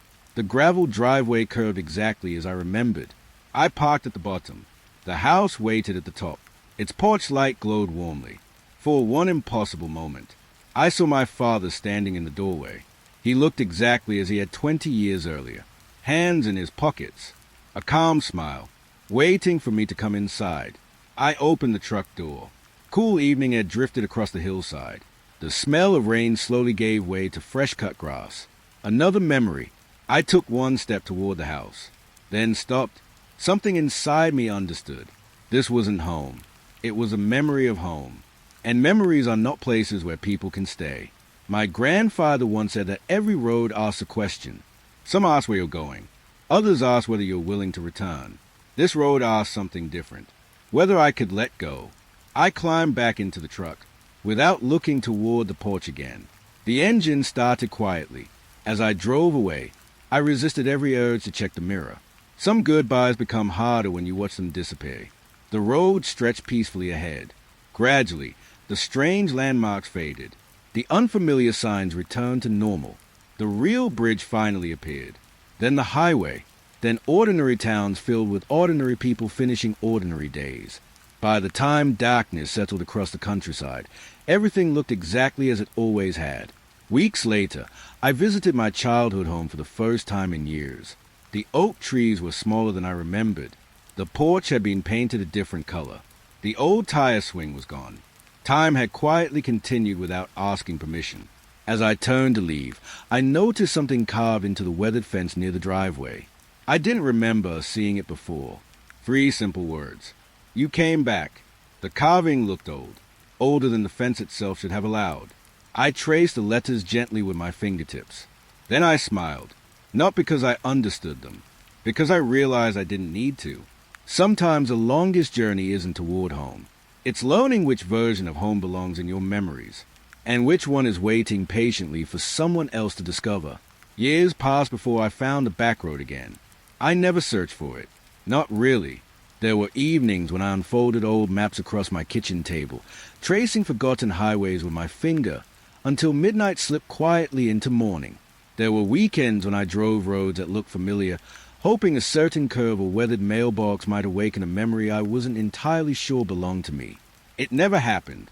Not until the morning I stopped looking. It was late autumn. The sky carried the pale color that comes just before sunrise, and the highway lay empty except for my truck and a few drifting leaves crossing the pavement. The trees along the roadside had shed nearly all their branches, leaving thin silhouettes against the growing light. Then I saw the turn. A narrow gravel road. No sign. No marker. Only a quiet opening between 2 old pines. I knew it immediately. The same back road where everything had begun. The place that wasn't supposed to exist. I turned without hesitation. The tires rolled softly across loose gravel. Ahead, the familiar mailboxes stood exactly where I remembered them. Their faded names had almost disappeared completely now. The porch light still glowed. Warm. Steady. Every house remained empty. Or perhaps they had never been empty at all. A gentle breeze carried a scent of pine mixed with distant wood smoke. It reminded me of evenings outside my grandfather's cabin, when the fire would burn low and he would sit quietly on the porch without speaking for long stretches of time. He once told me something I didn't understand until much later. Some roads don't lead you somewhere. They wait until you're ready. I understood him now. The truck moved slowly through the sleeping neighborhood. Nothing had changed. The old porch swing still rocked gently on its own. The broken fence leaned exactly as before. Even the oversized footprints remained pressed into the gravel, leading away from the road before disappearing into untouched grass. Only this time, they didn't seem frightening. They seemed familiar. I parked where I had all those years ago. The engine fell silent. For a long while, I simply sat with my hands resting on the steering wheel. The fear that had followed me through forests, abandoned churches, frozen creeks, lonely towers, forgotten post offices, and empty highways had slowly faded over the years. Something quieter had taken its place. Acceptance. I stepped out into the cool morning air. The world felt wonderfully still. No bird sang. No insect stirred. Even the trees seemed content to watch the sunrise without moving. The footprints crossed the road only a few yards ahead. This time, I followed them. The grass brushed softly against my boots as I left the gravel behind. The trail wound between the pines before reaching a small clearing I had never noticed during my first visit. Morning light rested gently across the ground. At the center of the clearing stood a single figure, tall, motionless, waiting. Its outline remained difficult to follow, as though it belonged equally to the trees and the fading darkness between them. For years I had imagined this moment differently. I thought my heart would race. I thought I would run. Instead, I felt something I hadn't expected. Relief. The figure never stepped closer. It never raised a hand. It simply watched me with the quiet patience of something that had never doubted I would return. My father had tried to warn me. I understood that now. His warning had never been meant to save me forever, only to give me enough time to live the life that belonged to me. The strange roads, the forgotten places, the unanswered questions, they had never been punishments. They had been gentle invitations, each one preparing me for this final morning. A faint breeze carried the scent of wood smoke through the clearing. The rising sun painted golden light across the tops of the pines. For the first time in many years, I no longer felt alone. I took one slow step forward. The figure remained still. Another step. The distance between us grew smaller. Behind me, I heard the soft creak of a porch swing. The sound drifted through the trees before fading into silence. I didn't turn around. Some things deserve to remain exactly where memory leaves them. My grandfather believed every person eventually meets a road they were always meant to travel. Most never recognize it. Others spend their lives trying to avoid it. Perhaps neither choice truly matters. Perhaps the road waits all the same. I stopped only a few feet away. The morning light reached the clearing completely now. For the first time, I could almost make out the figure's face. Almost. It wasn't hidden. It simply refused to become clear, like trying to remember someone from a dream that had slowly faded with the years. I smiled, not because I understood, because I no longer needed to. The figure inclined its head ever so slightly, a quiet greeting, or perhaps a welcome home. I answered with a nod of my own. No words felt necessary. The wind moved softly through the pines. The first rays of sunlight reached the ground between us. The footprints beneath my boots slowly disappeared into the earth. Not erased, accepted. Somewhere far behind me, I imagined my truck waiting beside the empty road, the keys still resting in the ignition, the driver's door standing open. But it no longer felt like mine. That life had carried me exactly as far as it was meant to. I took the final step. The figure turned toward the forest, not asking, simply beginning. Together, we walked beneath the tall pines. The trees welcomed the morning without a sound. The light filtered gently through their branches until the path ahead became brighter than the one behind. No fear remained, no questions, only the peaceful certainty that some mysteries are never meant to be solved, only lived. If anyone happens to find that forgotten backroad someday, they'll probably notice the glowing porch lights, the empty houses, the weathered mailboxes. Perhaps they'll even see the oversized footprints crossing the gravel before fading into the grass. If they do, I hope they remember one small thing. Not every unknown place is trying to take something from you. Some places are simply waiting, until the day you're finally ready to stop driving away. And if, just as dawn begins to color the trees, you happen to glimpse two distant figures walking quietly beneath the pines, don't call after us. Just continue down the road. Your own journey isn't finished yet.